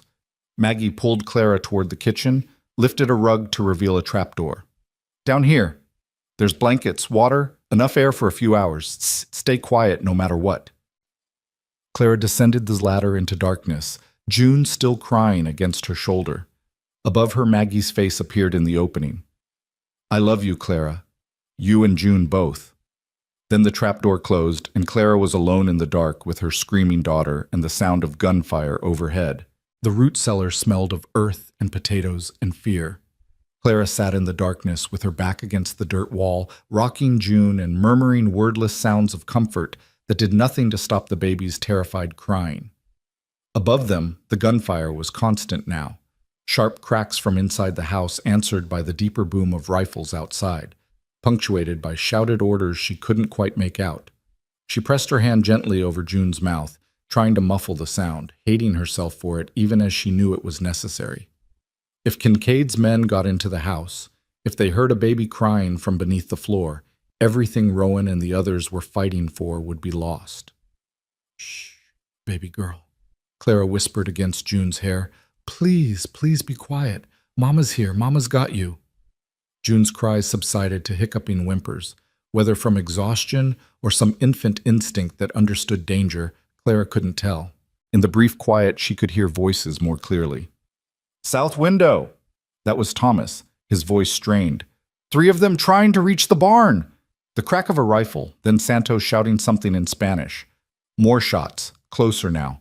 The thunder of boots on the wooden floor above Clara's head made dirt rain down from the cellar ceiling. They're trying to flank us, Rowan's voice sharp with urgency. Maggie, watch the back door. Clara's heart seized. Maggie was up there, fighting alongside the men, while Clara hid in the dark like a coward. But she knew, God help her, she knew that this was where she needed to be. June couldn't fight. June needed her mother alive and hidden and ready to run if everything fell apart. A tremendous crash shook the house, followed by Maggie's scream. Clara bit down on her own fist to keep from crying out, her whole body tensing. What had happened? Was Maggie hurt? Was she... I'm all right, Maggie's voice came, shaken but alive. They threw something through the window, but I'm all right. They're trying to smoke us out, Thomas shouted. Santos, the water barrel! The sound of running feet, of water splashing, the acrid smell of smoke began seeping through the floorboards, and Clara pulled her shawl up to cover June's nose and mouth. The baby whimpered, but didn't cry out, her dark eyes wide in the dim light that filtered through the cracks above. Time became meaningless in the cellar. Clara counted her heartbeats, counted June's breaths, counted the shots being fired, and tried to calculate how much ammunition they must have left. Not enough. Never enough against 30 men. Then she heard a new sound. Hoofbeats, many of them, approaching fast from the east. Her first thought was reinforcements for Kincaid, that they were truly lost now. But then she heard Thomas's whoop of joy. It's Morrison! He's brought help! Morrison's place wasn't burning, Rowan's voice filled with fierce satisfaction. Kincaid's men just lit a brush fire on the ridge to make it look that way from here. Morrison spotted the trick and came straight back. The gunfire intensified, but it had changed character. Now it came from multiple directions, and Claire could hear shouting from outside that sounded confused, disorganized. Kincaid's men were caught between the house and Morrison's group, and they didn't like it. They're pulling back, Santos called out. The cowards! They run! But even as hope flared in Clara's chest, she heard Garrett Kincaid's voice rising above the chaos, closer than any voice should be. Forget them! Get to the house! Get the woman and the baby! That's all we need! Clara's blood turned to ice. They were coming for her specifically, and they knew she was here. Her hand tightened on June, pulling her daughter closer, and she looked desperately around the cellar for anything she could use as a weapon. A rusted shovel leaned in one corner, and she grabbed it with her free hand, knowing it would be useless, but needing something, anything. Above her, she heard the sound of splintering wood. The back door, she realized. They'd managed to break through the back door while everyone was focused on the front. Back door, Maggie screamed. Thomas, they're inside.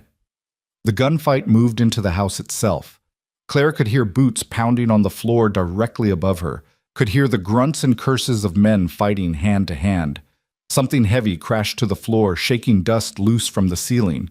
June started crying again, louder this time, and Clara knew with sick certainty that they would hear her. The trapdoor shook as someone stepped on the rug above it. Clara pressed herself into the corner, holding the shovel in one trembling hand and June in the other, and prayed harder than she'd ever prayed in her life. Check under that rug, Garrett's voice so close. She's got to be here somewhere. Garrett! Rowan's shout, followed by the sound of a fist connecting with flesh. You want her, you go through me first. They were fighting directly above the trapdoor now. Clara could hear every impact, every grunt of pain. She heard Rowan curse, heard the thud of a body hitting the floor. Then Garrett's voice again, breathless and enraged.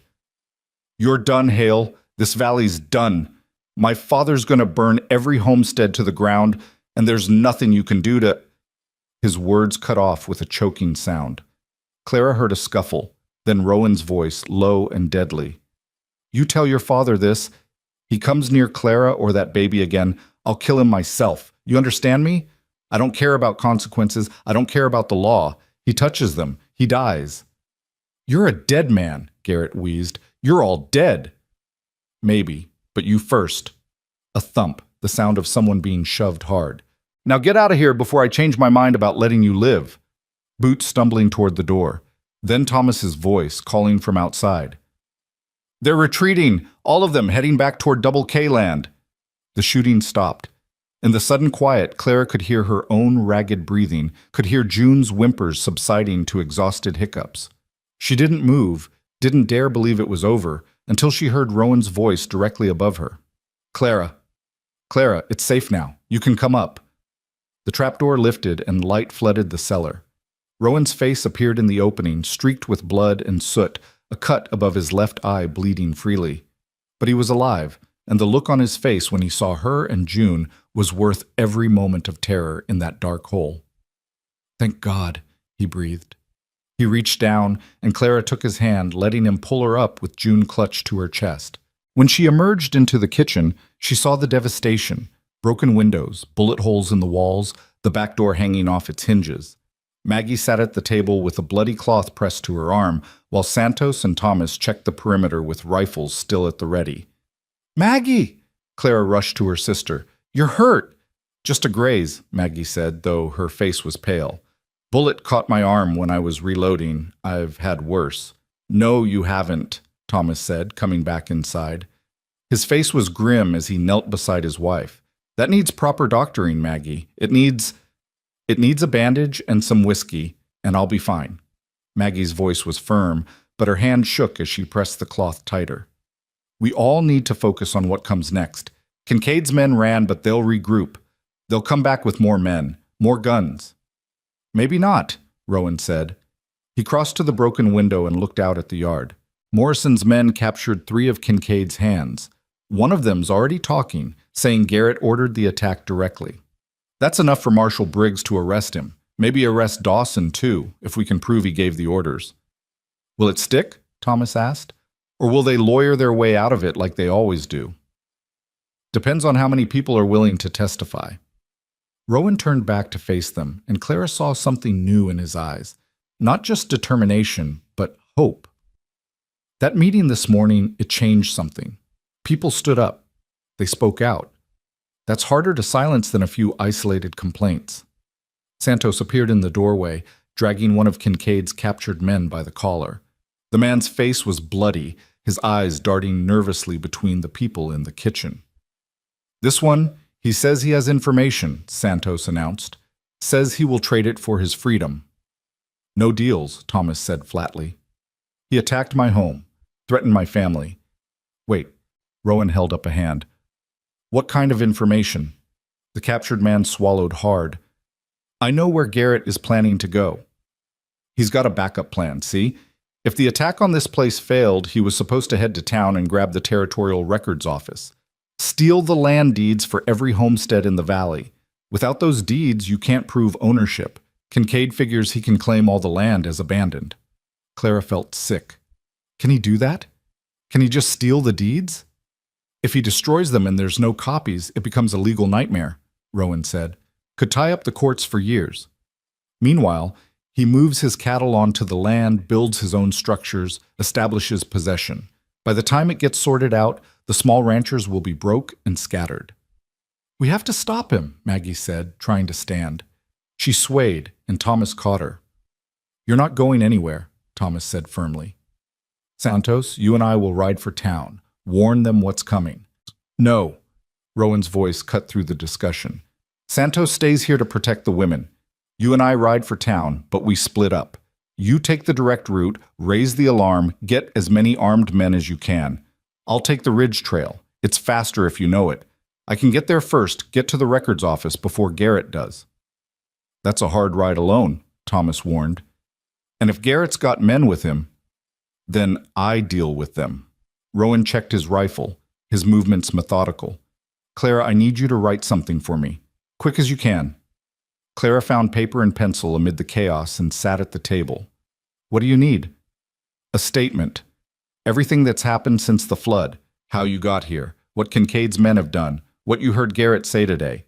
Sign it and date it. If something happens to me, that's evidence for the marshal." "Nothing's going to happen to you," Clara said, but her hand shook as she wrote. Rowan moved to check his saddlebags, and Maggie caught Clara's eye, tilting her head meaningfully toward him. Clara understood. She finished the statement, signed it, and followed Rowan out to where Thunder waited by the corral.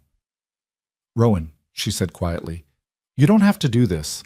Thomas and Santos could—" "Thomas needs to stay with Maggie, make sure she gets proper medical attention, and Santos needs to stay here in case any of Kincaid's men double back." Rowan tightened Thunder's girth, not looking at her. "This is my choice, Clara. I'm making it." "Why?" The word burst out of her. Why are you risking everything for people you barely know? For my sister's land? For her fight? Rowan's spot distilled on the saddle. For a long moment he didn't answer. Then he turned to face her, and his gray eyes held something raw and painful. You want the truth? I'm not doing it for the land or even for your sister. His voice was rough. I'm doing it because when I pulled you and June out of that water, something in me woke up. Something I thought died with Maria and Christopher. I started caring again.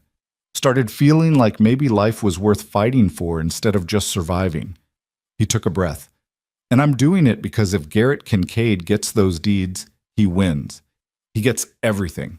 Your sister's land, the spring, control of the valley, and you and June? You'll have nowhere safe to go. I can't let that happen. Clara stepped closer, close enough to see the cuts and bruises on his face, the exhaustion in his eyes. Then come back, she said fiercely. You fight, you stop Garrett, and you come back. Because June needs you, and... She stopped, surprised by the tears on her cheeks. And I need you. Rowan's hand came up to cup her face, his thumb brushing away her tears. I'll come back, he said. I promise. Then he kissed her. It was brief, just a brush of lips, but it felt like a vow. When he pulled back and swung into the saddle, Clara saw the determination in his face and believed him. He would come back. He had to. She stood watching as he rode out, Thunder's hooves throwing up dust as they disappeared over the ridge. Thomas left minutes later by the main road, and then it was just Clara, Maggie, Santos, and the 3 captured Kincaid men tied up in the barn. Come inside, Santos said gently. We wait now. We prepare in case they come back, and we wait. The next hours were agony. Santos positioned himself at the front window with his rifle, watching the approaches. Maggie finally allowed Clara to properly clean and bandage her wound, though she insisted it was nothing serious. The captured men sat sullenly in the barn, guarded by the promise that if they made trouble, Santos would shoot them without hesitation. June slept through it all, exhausted by the day's chaos, and Clara envied her daughter's innocent oblivion. She tried to keep busy, cleaning up broken glass, boarding over shattered windows, salvaging what she could of the damage. But her mind was in town with Rowan, imagining every possible disaster. It was nearly sunset when they heard hoofbeats approaching from the north. Santos tensed, bringing his rifle up, but then he relaxed. It is Morrison and the others, he said. They return. Morrison and 5 other riders came into the yard, their faces showing exhaustion, but also satisfaction. Morrison dismounted and approached the porch where Clara and Maggie waited. Marshal Briggs was at my place when we got back, he said. The fire was just brush burning on the ridge like Rowan figured. We told him what happened here and he's gathering a posse. Says this is attempted murder, arson, assault, enough charges to put Garrett Kincaid away for 20 years.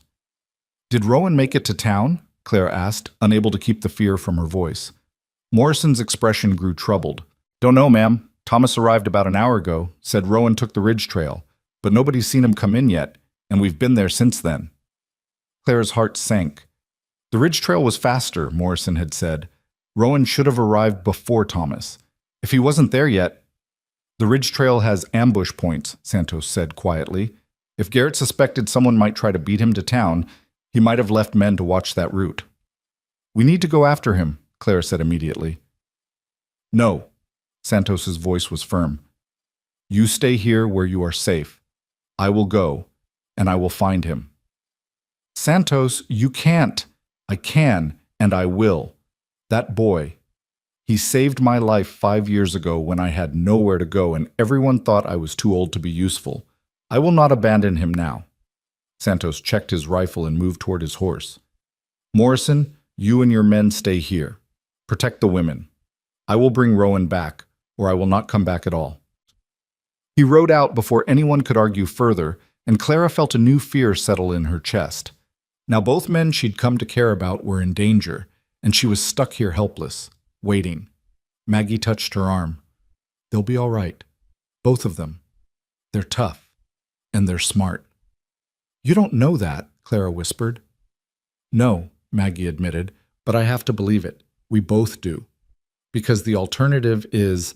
She didn't finish, but she didn't need to. Clara knew what the alternative was. She'd already lost one man she loved. Losing 2 more might break her entirely. Night fell, and still no word. Morrison's men took turns standing watch while the others rested in the barn. Inside the house, Maggie finally fell into an exhausted sleep, her bandaged arm cradled against her chest. Clara sat at the kitchen table with June on her lap, watching the darkness through the window and trying not to imagine all the terrible possibilities. It was near midnight when she heard it. A single horse, moving fast, coming from the direction of town. Clara was on her feet instantly, June clutched to her chest. Morrison appeared from the barn, rifle ready. The rider burst into the yard, and in the moonlight Clara recognized Thomas. He dismounted before his horse had fully stopped, his face urgent. "Where's Maggie?" he demanded. "Inside, sleeping. Thomas, what happened? Did you find—" "Rowan made it to town," Thomas said, and Clara nearly collapsed with relief. "But barely.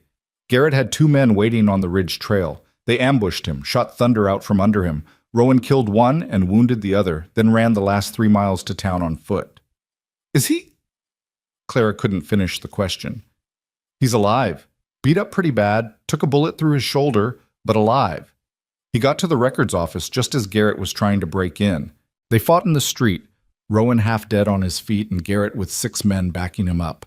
But the townspeople came out, saw what was happening. Hardware store owner brought a shotgun, blacksmith brought a hammer, even the preacher came out with his Bible and his righteousness."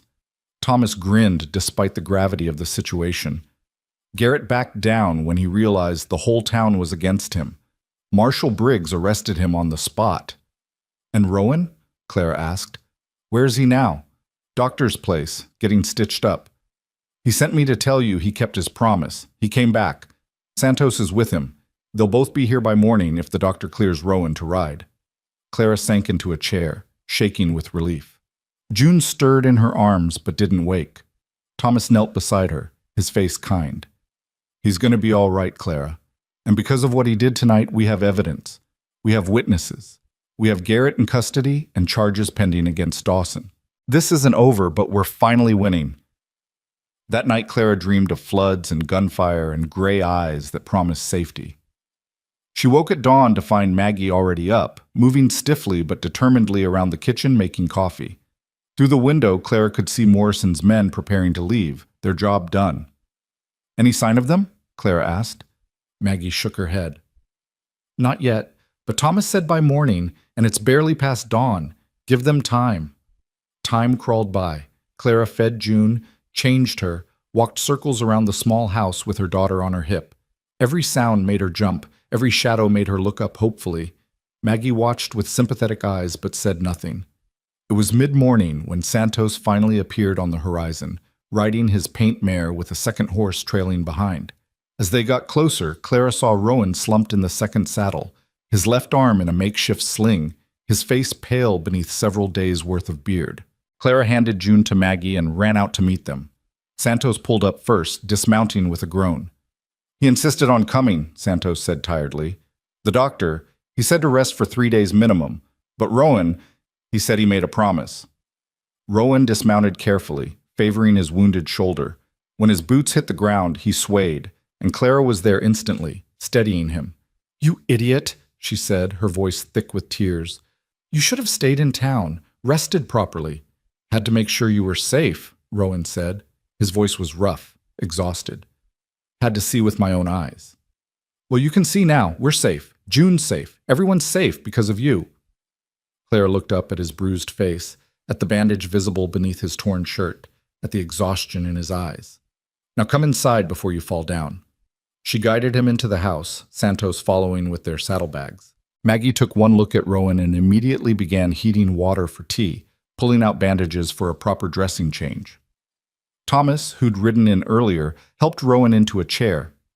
"You're a damn fool, Hale," Thomas said, but there was affection in his voice. "Could have gotten yourself killed." "Worth it," Rowan said simply.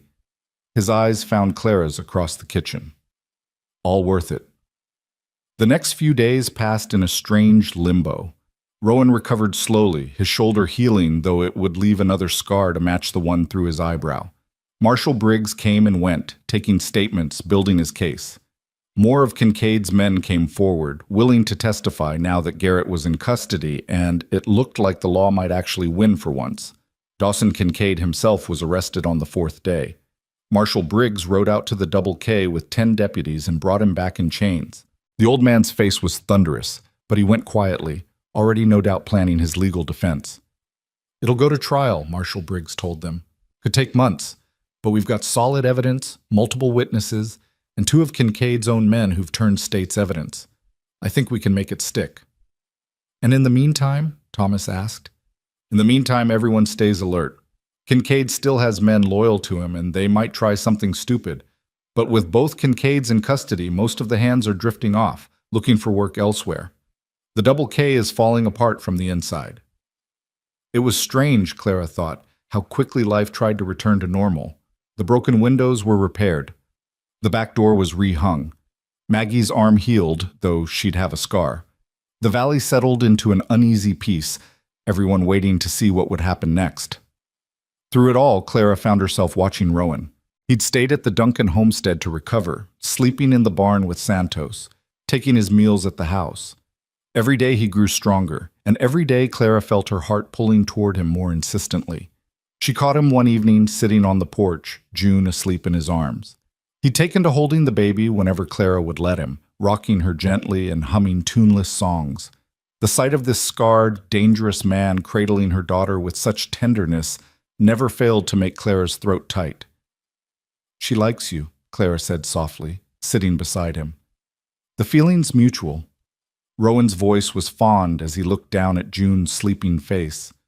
"She reminds me of Christopher sometimes, the way she grabs my finger, the way she laughs." It was the first time he'd spoken his son's name where Clara could hear. She held very still, afraid to break the moment. "He would have been 8 now," Rowan continued quietly. "Sometimes I wonder what he would have been like. Would he have wanted to be a rancher like me? Or would he have wanted something different? Would he have been tall or short, serious or funny?" He swallowed hard.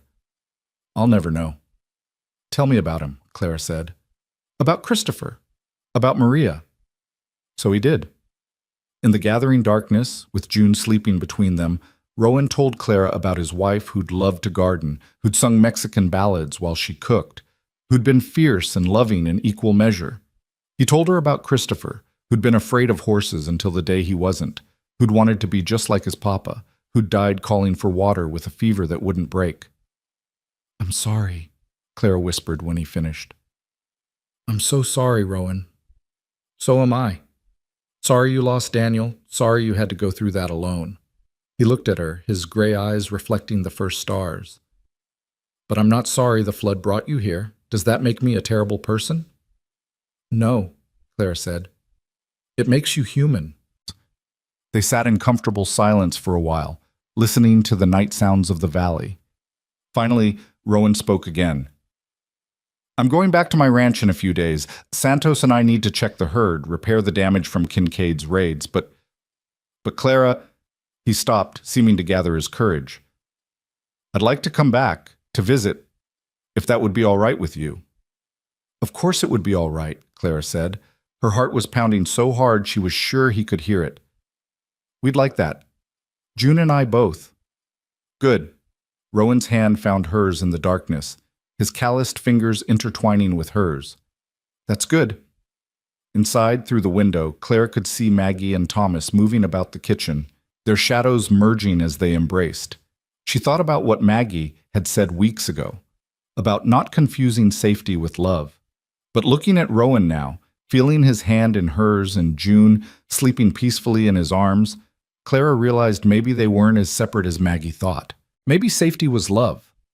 Maybe love was finding someone who'd dive into a flood for you, who'd ride into danger to protect what you held dear, who'd hold your baby like she was precious while telling you about the child he'd lost. Maybe this was what hope felt like after grief, tentative and new, but real. The trial of Dawson and Garrett Kincaid began 6 weeks later, and it was the talk of the entire territory.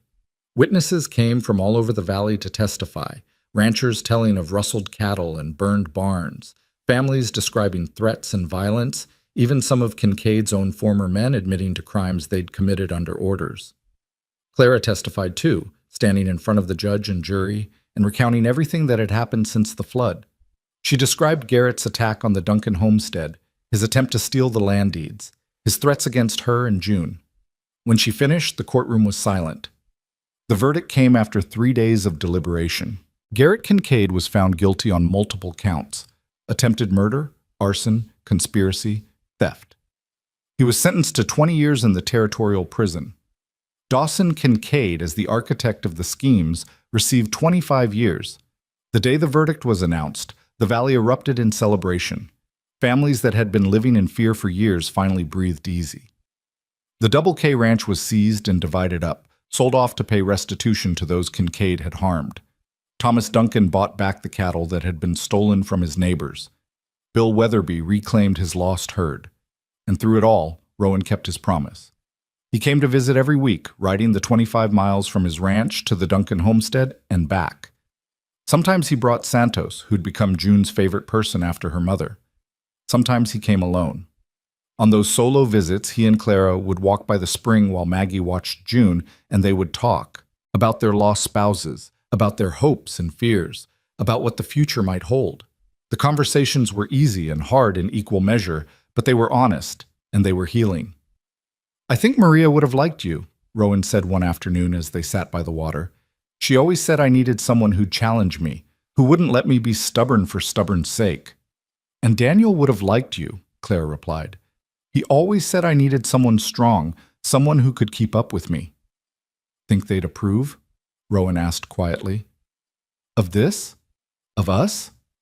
Clara thought about it seriously. "I think they'd want us to be happy, and I think—" She paused, surprised by her own certainty. "I think I could be happy with you, Rowan. Not right away, not tomorrow, but someday." "Someday works for me," Rowan said. He took her hand and they sat watching the spring bubble up from the earth, clear and constant and life-giving. 3 months after the trial, on a crisp November morning, Marshal Briggs rode out to the Duncan homestead with news.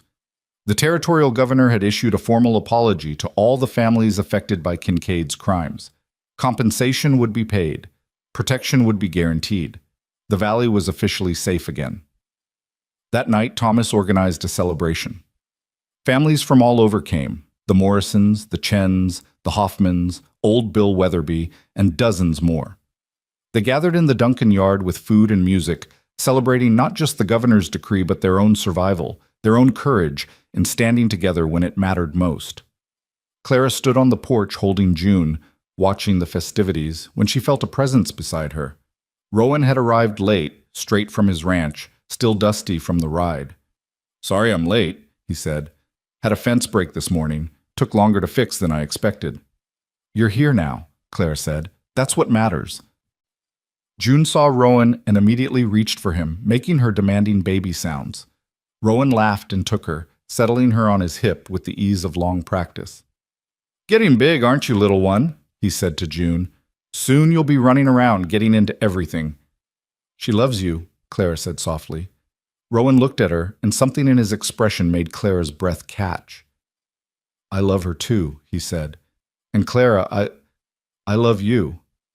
The words hung in the air between them, simple and profound. Clara felt tears prick her eyes, but they were good tears this time, healing tears. "I love you too," she whispered. "I didn't think I could again, after Daniel. But I do." "Marry me," Rowan said. It wasn't a question, not exactly, but not quite a demand either. "Not tomorrow, not next week, but when you're ready. Marry me and bring June to the ranch. Let me be her father, let me be your husband. Let me spend the rest of my life making sure you both know you're loved." Clara's answer caught in her throat, choked by emotion. Instead, she reached up and pulled him down into a kiss, careful of the baby between them. June laughed, delighted by whatever game the adults were playing. When they pulled apart, Rowan was smiling, really smiling, the kind of smile that reached his eyes and made him look years younger. "I'll take that as a yes," he said. "Yes," Claire confirmed, laughing through her tears. "Yes, when I'm ready. Yes to all of it." They married in February, 5 months after the flood that had brought them together. It was a small ceremony at the Duncan homestead, with Santos as Rowan's best man and Maggie as Clara's witness.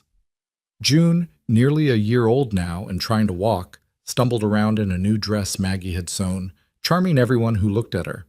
The preacher who married them was the same one who'd faced down Garrett Kincaid with a Bible in the street that night. He spoke about how God worked in mysterious ways, how tragedy could lead to blessing, how love found in the aftermath of loss was no less real than any other love. When he pronounced them husband and wife, Rowan kissed Clara with such tenderness that half the congregation wiped their eyes. Then he scooped up June, who'd been tugging at his pants leg, and kissed her forehead too. "My girls," he said quietly, just for them to hear. "My family." They moved to Rowan's ranch the next week, Santos helping to transport their meager belongings. The ranch house felt huge after the close quarters they'd been living in, but Rowan was already talking about building an addition, making it bigger for the family he hoped they'd grow. Santos moved into his own small cabin on the property, finally having a space that was truly his. He spent his days working the ranch with Rowan and his evenings carving toys for June, who called him Papa Santos and followed him everywhere. Life settled into new rhythms. Clara learned to run a ranch house, to cook for working men, to manage chickens and gardens and all the 1,000 tasks that came with frontier living. June grew strong and healthy, learning to walk and then to run, her laughter echoing through the house and bringing it alive in ways it hadn't been in 5 years. And Rowan bloomed. The hard edges softened. The grief-haunted eyes grew clear. He laughed more, smiled more, lived more. He taught June to love horses, to respect the land, to be brave and kind in equal measure. He held Clara at night and whispered promises about the future they were building together. One evening, nearly a year after their wedding, Clara found him on the porch watching the sunset. She settled beside him, leaning into his warmth. "What are you thinking about?" she asked.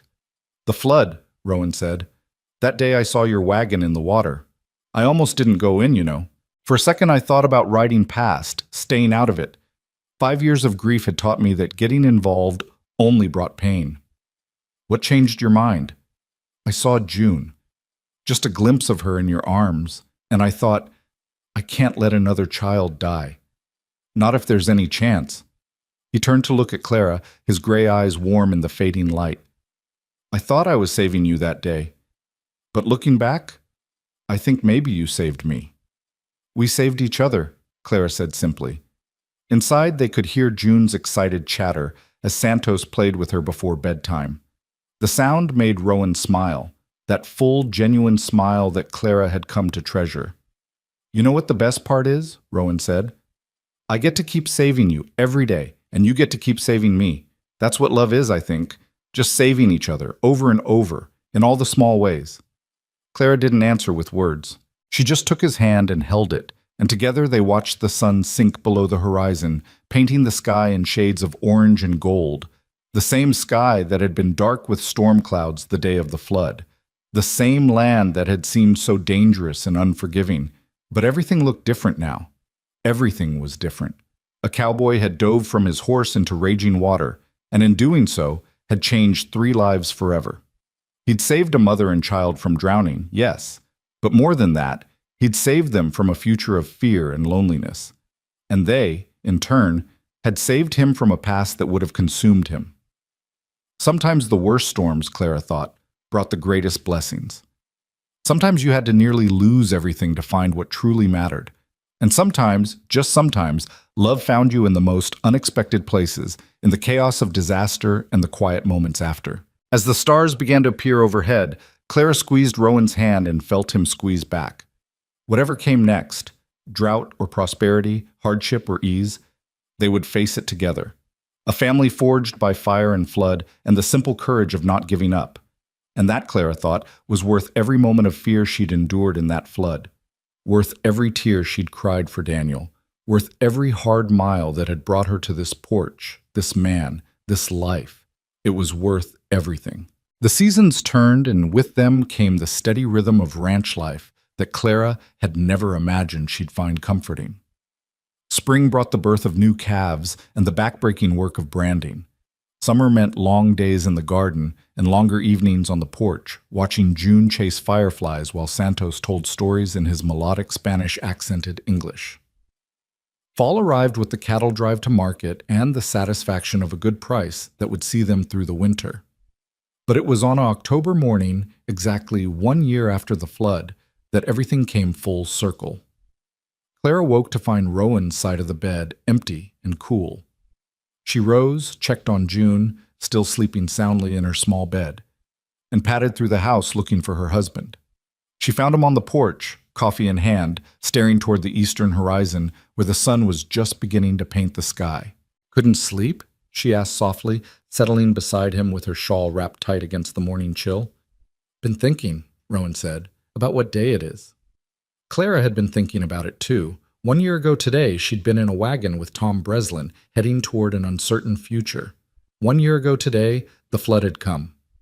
"Do you want to go?" she asked. "To the creek, I mean. To see it?" Rowan looked at her with surprise. "I wasn't sure you'd want to. Might bring back bad memories." "It'll bring back all kinds of memories," Clara said. "But I think I need to see it. Need to see that it's just a creek now, not a monster. Does that make sense?" "Perfect sense." Rowan squeezed her hand. "We'll go this morning. All of us. Make it a family trip." Santos was enthusiastic about the idea when they told him over breakfast. June, now walking confidently and chattering in half-formed words, seemed to sense something important was happening and kept tugging at Clara's skirts with excited babbling. They packed a picnic lunch and set out mid-morning, the four of them on horseback with June riding in front of Rowan on Thunder. The big bay stallion had fully recovered from the gunshot wound he'd taken on the ridge trail, though, like his master, he bore new scars. Clara rode a gentle mare Rowan had bought for her, while Santos brought up the rear on his faithful Paint. The ride to Winding Creek took 2 hours. As they approached the valley, Clara felt her chest tighten with remembered fear. But when they crested the rise and looked down, she saw only beauty. Golden grass swaying in the breeze, cottonwood trees still holding their autumn leaves, and cutting through it all, a peaceful ribbon of water that sparkled in the sunlight. "It's so small," Clara said wonderingly. "How could something so small have been so terrifying?" "Because it wasn't small that day," Rowan said quietly. "That day it was a monster, just like you said. But today it's just a creek again. That's the nature of flash floods. They come and go, leaving everything changed." They rode down to the water's edge, to the stretch where Rowan estimated the wagon had been when he'd seen it. The sandbar where they'd collapsed, exhausted and alive, was still there, though smaller now. The cottonwoods bore the scars of that day, broken branches, high water marks on the trunks. But they'd survived, as had everything else. Santos spread a blanket on the grass while Clara unpacked their lunch. June immediately toddled toward the water, and Rowan scooped her up before she could get her feet wet. "Not so fast, little one," he said, bouncing her on his hip. "Water's cold this time of year." But he carried her closer, let her touch the water with her fingers, watched her laugh at the way it moved. Clara joined them, standing at the creek's edge with her family, and felt something shift inside her, a final releasing of the terror she'd carried. "Thank you," she said to the creek, surprising herself, "for bringing us here, for bringing us to him." "You're thanking the thing that almost killed you?" Santos asked, but there was understanding in his voice. "I'm thanking the thing that brought us together," Clara said. "All of us. If the flood hadn't happened, I'd still be heading to Maggie's, and Rowan would still be alone, and none of this—" She gestured at her family, at the life they'd built. "None of this would exist." "She's got a point," Rowan said. He set June down carefully, keeping hold of her hand, and wrapped his other arm around Clara's waist. "Everything good in my life right now came from the worst day of yours." Strange how that works. They ate lunch on the blanket, June demolishing her food with the enthusiastic messiness of a toddler, while Santos regaled them with stories of floods he'd seen in Sonora as a boy. The sun climbed higher, warming the air, and Clara felt herself relaxing completely for the first time since they'd arrived. After lunch, while June napped on the blanket with Santos watching over her, Rowan took Clara's hand and led her upstream, away from the others. "There's something I want to show you," he said. They walked for perhaps 10 minutes, following the creek's gentle curve, until Rowan stopped at a bend where a massive boulder sat half in the water, creating a small pool. "This is where I was when I heard the flood coming," he said quietly. "I'd been tracking a mountain lion all morning, lost the trail here. I was about to head home when I heard the roar. By the time I got back to where I could see the valley, the water was already rising." Clara looked at the boulder, at the peaceful pool, trying to imagine Rowan standing here a year ago, unaware that his life was about to change. "What made you look?" she asked. "What made you ride toward the danger instead of away from it?" "Instinct, maybe, or maybe something more." Rowan picked up a flat stone and skipped it across the pool. "Santos says it was fate. Says Maria sent me to that exact spot at that exact time because she knew you needed help, knew June needed a father. I don't know if I believe that, but I like the idea of it." "I believe it," Clara said firmly. "I have to believe that Daniel and Maria are somewhere, watching over us, happy that we found each other. Otherwise it all feels too random, too cruel." They stood in comfortable silence for a while, listening to the water. Then Rowan said, "I've been thinking about something, about expanding the ranch." "Expanding how?" "Well, the house first. June needs a proper room, not just a corner of ours.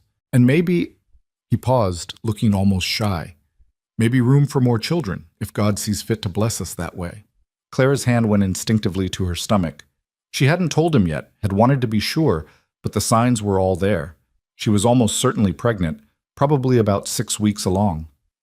"Rowan," she said softly, "about that—" His eyes widened as he understood. "Clara, are you—" "I think so. I'm not certain yet, but I think so." Rowan let out a whoop that probably scared every animal within a mile and swept her into his arms, spinning her around. When he set her down, his face was radiant with joy. "Are you happy?" Clara asked, suddenly nervous. "I know it's soon, and we haven't really talked about—" "Happy?" Rowan cupped her face in his hands. "Clara, I'm more than happy. I'm grateful and blessed and terrified and excited all at once. A baby, our baby." "Christopher's brother or sister," Clara said gently, and watched Rowan's eyes fill with tears. "Yeah," he said roughly. "Yeah, that too. He'd have been a good big brother." "He'll still be one," Clara said, "just from heaven instead of here. And June will be a wonderful big sister right here on earth." They held each other for a long moment, there by the creek that had changed everything, and Clara felt the last piece of her heart that had remained locked away finally open. She'd been so afraid after Daniel died that she'd never feel complete again, never feel whole. But standing here with Rowan, carrying his child, with June and Santos waiting for them downstream, she realized she was more than whole. She was healed. When they returned to the blanket, Santos took one look at their faces and grinned knowingly. "So," he said, "when do I start carving toys for the new little one?" "How did you—" Clara started, then laughed. "Never mind.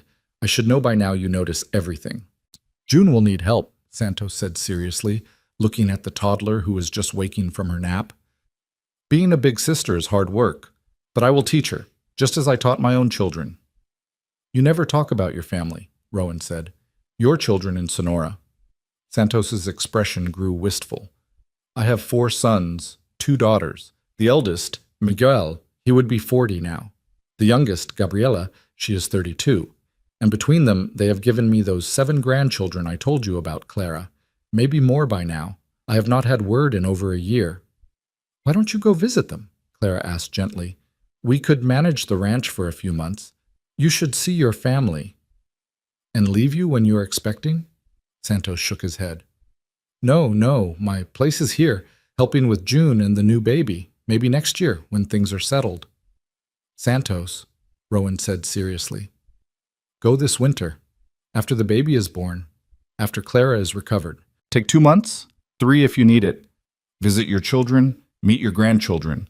The ranch will be here when you get back." Santos's eyes gleamed with unshed tears. "You would do this for me?" "Your family," Clara said simply. "You've earned the right to see yours." They stayed by the creek until the afternoon shadows grew long, June playing in the grass while the adults talked and planned. They discussed the ranch expansion, debated names for the new baby, made lists of supplies they'd need before winter set in. It was comfortable and domestic and everything Clara had thought she'd lost when Daniel died. As they prepared to ride home, June in Rowan's arms and Clara mounting her mare, a thought struck her. "Rowan, whatever happened to the mountain lion you were tracking that day?" "Never found it," Rowan said with a shrug. "Lost the trail and never picked it up again." "Why?" Because if you'd caught it that morning, you wouldn't have been by the creek when the flood came. You wouldn't have heard it in time to help us." Clara smiled. "So I'm grateful to that mountain lion too, wherever it is." "Now you're being fanciful," Rowan teased, but his eyes were warm. "Maybe," Clara agreed, "but I've earned the right to be a little fanciful. Don't you think?" The ride home was peaceful, June dozing against Rowan's chest while the adults talked quietly. They arrived at the ranch just as the sun was setting, painting the adobe walls in shades of gold and amber. Clara looked at the house, their house, and felt a wave of contentment so strong it nearly took her breath away. This was home. Not the house in Tucson where she'd lived with Daniel, not Maggie's homestead where she'd planned to start over. This ranch, with its weathered barn and sturdy corrals and the man who'd saved her life. This was where she belonged. The next few months passed in a blur of preparation. Rowan and Santos worked on the house addition, building 2 new rooms, one for June and one for the baby. Thomas came over several weekends to help, bringing Maggie and their news. Maggie was expecting 2, due about 3 months after Clara, and the sisters spent happy hours planning for their children who would grow up together. The trial of the Kincaids had concluded with both men sentenced to hard labor in the territorial prison. The Double K Ranch had been completely disbanded, its lands and cattle distributed to settle debts and pay restitution. The valley had settled into peace, small ranchers and homesteaders finally able to work their land without fear. Word had also come from Tucson that Tom Breslin's body had been found downstream, caught in some brush, and had been given a proper burial. Clara grieved for the kind man who'd died trying to get her to safety, and Rowan made sure a stone was placed on his grave with an inscription. He died protecting a mother and child. Christmas came, and with it a celebration at the ranch. Morrison and his family came, along with the Chens, the Hoffmans, and of course Thomas and Maggie. They crowded into the house, spilling out onto the porch despite the cold, sharing food and stories and laughter. June, overwhelmed by the attention, clung to Santos's legs until he picked her up and let her help him serve the tamales he'd made special for the occasion. "This," Clara said to Rowan as they watched the celebration from the doorway, "this is what I dreamed of when I was pregnant with June and alone in Tucson. Community, family, people who care." "You've got it now," Rowan said, his hand resting protectively on her swollen belly. "You've got all of it." The baby came in late February during a snowstorm that reminded Clara uncomfortably of the fever that had taken Maria and Christopher, but this time the outcome was different. This time the doctor arrived in plenty of time, and after 6 hours of labor, Clara delivered a healthy baby boy with a shock of dark hair and his father's gray eyes. "He's perfect," Rowan breathed, holding his son for the first time with hands that trembled. "Clara, he's perfect." "What should we name him?" Clara asked, exhausted but happy. Rowan was quiet for a long moment, looking down at the baby in his arms. "I was thinking, Daniel Christopher Hale, after both the fathers he'll never meet, but who made him possible?" Clara's eyes filled with tears. "It's perfect. He's perfect. Daniel Christopher Hale." June, allowed into the room to meet her new brother, approached cautiously. At 18 months old, she was full of opinions and energy, but she seemed to understand this was something special. She reached out one small finger and touched the baby's hand. "Baby," she said clearly, one of her few real words. "My baby." "Your brother," Clara corrected gently. "Can you say brother?" Buh, June attempted, then grinned proudly at getting close. Santos appeared in the doorway, his weathered face soft with emotion. "May an old man hold the new little one?" Rowan passed the baby carefully to Santos, who cradled him with the expertise of someone who'd held many babies in his long life. "Welcome, Daniel Christopher," he murmured. "You're born into a family that loves you, into a land that will make you strong. You're blessed, little one." Maggie and Thomas arrived the next day, bringing food and supplies and Maggie's fierce joy at meeting her new nephew. The 2 sisters sat together while Maggie held baby Daniel, and Clara felt a completeness she'd never expected to find. "Remember when we were girls?" Maggie said softly. "When we used to talk about having families of our own, houses next to each other, our children growing up together?" We're not quite next door, Clara said with a smile, but close enough. Closer than I thought we'd ever be after Daniel died, Maggie admitted. I was so scared for you, Clara. So scared you'd give up, that you'd stop living. And then the flood happened, and I was sure I'd lost you. Her voice broke. But instead, the flood brought you exactly where you needed to be. It brought me home, Clara said simply. True to his word, Rowan sent Santos to Sonora that spring. The old man protested, worried about leaving Clara with a newborn and a toddler, but Rowan was firm. You've earned this 100 times over, Rowan said. Go see your family. Meet your grandchildren. Come back when you're ready, and not a day before. Santos left in early April, promising to return by fall. The ranch felt emptier without him, but Clara and Rowan managed. They hired 2 hands to help with the cattle, local boys who were grateful for the steady work. June appointed herself her baby brother's protector, toddling after him whenever he cried and patting his head with surprising gentleness for a child so young. Summer brought good rains and better grass. The cattle thrived, and Rowan began talking about expanding the herd. Clara, recovered from childbirth and stronger than she'd been in years, threw herself into ranch life with enthusiasm. She learned to ride better, learned to shoot straight, learned to read the weather and the land. She became, she realized with some surprise, a true rancher's wife. It was in late July, as she was working in the garden while June helped by digging holes and Daniel slept in a basket nearby, that she heard riders approaching. Her hand went instinctively to the rifle she now kept within reach. Old habits died hard, even with the Kincaids in prison. But she relaxed when she recognized Santos's distinctive paint mare. But Santos wasn't alone. Behind him rode a younger man, perhaps 40, with Santos's bone structure and kind eyes. And behind him came a whole procession, more riders, a wagon, children ranging from teenagers to toddlers, women in bright shawls. Santos, Clara called, wiping her hands on her apron. You're back early, and you've brought... My family, Santos said, his face radiant with joy as he dismounted. Clara, this is my eldest son Miguel, his wife Rosa, their children, and my daughter Gabriela with her husband and their little ones, and, he gestured to the wagon, my other sons and their families. They have come to meet the people I have told them so much about. Rowan emerged from the barn, his face showing surprise and then delight. Santos, this is wonderful. They wanted to meet you, Santos explained. When I told them how you saved Clara and June, how you gave me a home when I needed one, how you sent me to visit them, they insisted on coming back with me, just for a few weeks, to say thank you properly. What followed was organized chaos.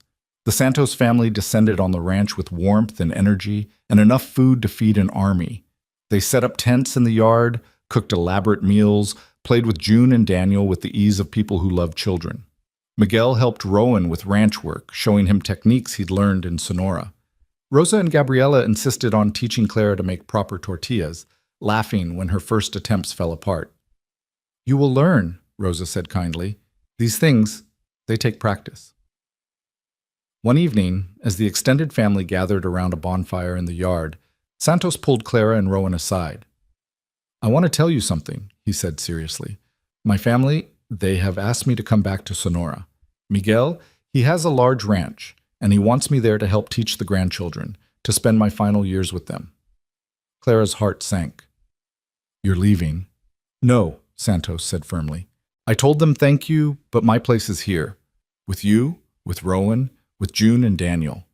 You are my family too, not by blood, but by choice, which is sometimes stronger. Santos, Rowan said, his voice rough with emotion. If you want to go, we'd understand. You've given us so much, and you have given me purpose when I thought my life was over, Santos interrupted. When Maria and Christopher died, I stayed because Rowan needed me. But now I stay because I want to. Because June calls me Papa Santos and Daniel will too. Because you have made me part of something good. He smiled. Besides, someone needs to teach these children how to be proper vaqueros. Miguel is very good, but I am better. They laughed and Clara hugged the old man fiercely. We're glad you're staying. So glad. The Santos family stayed for 3 weeks, and when they finally left, it was with promises to return the next year and the year after that. The ranch felt quiet after they'd gone, But it was a comfortable quiet, the quiet of a place that had been filled with love and laughter and would be again. As fall approached, Clara found herself standing one evening at the fence line, watching the sunset paint the mountains purple and gold. Rowan found her there, Daniel asleep against his shoulder while June played nearby with the wooden horse Santos had carved for her. "Penny for your thoughts," Rowan said softly. Clara leaned against him, careful not to disturb the sleeping baby. "I was thinking about the flood, about how terrified I was that day, how certain I was going to die, how wrong I was about what that day meant." "What did it mean?" "It meant the beginning, not the end, the beginning of this life, this family, the beginning of being happy again." She looked up at him. "I love Daniel with my whole heart, Rowan. I want you to know that. And I love you with my whole heart, too. They're different loves, but both real, both true." "I know," Rowan said quietly. "Just like I loved Maria and I love you. The heart's got room for all of it, the grief and the joy, the past and the present. Maria would want me to be happy, and Daniel would want the same for you." "They're watching over us," Clara said with certainty. "Daniel and Maria and Christopher. They sent us to each other." June toddled over, tugging at Clara's skirts. "Mama, look!" She held up a rock she'd found, presenting it like a treasure. "It's beautiful, sweetheart," Clara said, crouching down to admire it properly. "Should we add it to your collection?" June nodded enthusiastically and ran off to find more treasures. Clara straightened, watching her daughter disappear around the corner of the barn with Santos following at a discreet distance to make sure she didn't get into trouble. "She's so much like you," Rowan observed. "Stubborn, brave, full of life." "And Daniel is like you," Clara countered. "Those eyes. That serious expression when he's concentrating." "Poor kid," Rowan said with a laugh. "Let's hope he gets your good nature to balance out my stubbornness." They stood together as the sun sank lower, as the first stars appeared overhead, as June's excited voice floated back to them from wherever she'd wandered. Daniel stirred against Rowan's shoulder, made a small sound, and settled again. "You know what tomorrow is?" Clara asked suddenly. "Thursday? It's the anniversary of our first kiss. 1 year ago tomorrow, at Maggie's, the night before the town meeting." "Has it only been a year?" Rowan shook his head. "Feels like a lifetime." "It has been a lifetime," Clara said. "A whole new life, born from the worst day turned into the best thing that ever happened to us." A rider appeared on the horizon, and they both tensed automatically before recognizing Thomas. He rode into the yard with a wave, dismounting with news written all over his face. "You're not going to believe this," Thomas said without preamble. "Marshal Briggs was out at our place this afternoon. Garrett Kincaid died in prison last week, stabbed by another inmate. And Dawson..." He paused for effect. "Dawson had a heart attack 3 days ago, dead before they could get a doctor." Clara felt a complicated mix of emotions. Relief, certainly. With both Kincaids dead, the threat was truly over, but also sadness for lives wasted on greed and violence, for families destroyed by ambition. "So it's really over," Rowan said quietly. "The valley is finally free." "More than that," Thomas continued. "The territorial governor is sending a new land agent to reorganize the property records, make sure everyone's deeds are properly filed and protected. Says what happened here, the way the community stood together, should be a model for the whole territory." "Huh? That calls for a celebration," Santos declared, having returned with June in his arms. "Tomorrow, we have a feast. Invite all the neighbors. We celebrate the end of old troubles and the beginning of new peace." So they did. The next evening, the ranch filled with people once more. The Morrisons and their children, the Chens with their eldest son who was courting a girl from town, the Hoffmans with their new baby, old Bill Weatherby with his stories and his harmonica. Thomas and Maggie came with food and laughter, Maggie's belly round with the baby she'd deliver in a few months. They ate until they couldn't eat anymore, played music and danced in the yard, told stories as the stars wheeled overhead. June, allowed to stay up past her bedtime, fell asleep in Clara's arms while Rowan held Daniel and Santos played his guitar. "To new beginnings," Morrison proposed, raising his cup. "And to the cowboy who dove off his horse into a flood, saved a woman and a baby, and gave us all the courage to stand up for what's right." "To Rowan!" the crowd echoed, and Rowan ducked his head in embarrassment while Clara squeezed his hand. To all of us, Rowan corrected. To standing together, to family, however it comes to us. To surviving the floods and building something good from what's left behind. They drank to that, and to a dozen other toasts, until the fire burned low and families began gathering sleepy children for the ride home. As the last guest departed, Clara and Rowan stood on the porch with their children and Santos, watching the darkness settle over the land. "I've been thinking," Clara said into the comfortable quiet, "about the flood, about that day. And I realized something. I spent so much time afterward thinking about what we lost. Tom Breslin, everything in the wagon, the life I'd planned. But we gained so much more than we lost." "We gained everything," Rowan agreed softly. "So next year, on the anniversary of the flood, I want to go back to the creek, make it a tradition. Take June and Daniel, teach them the story of how their family began, not as a tragedy, but as a blessing, as the day everything changed for the better." "I like that," Rowan said. He shifted Daniel to his shoulder and wrapped his free arm around Clara. "The day I dove off thunder and into a new life." "The day you saved us," Clara added. "The day you saved me right back." They stood there for a long moment, a family born from disaster and forged in love. And Clara thought about how strange and wonderful life could be, how the worst moments could lead to the best outcomes, how loss could clear the way for new love, how a flash flood in Arizona territory could wash away one life and deliver another. June stirred in her arms, mumbled something in her sleep about horses, and settled again. Daniel made a small sound, and Rowan began to rock him gently. Santos played a soft melody on his guitar, something sweet and sad and hopeful all at once. And Clara, standing in the doorway of her home with her husband beside her and her children in her arms, felt peace settle into her bones.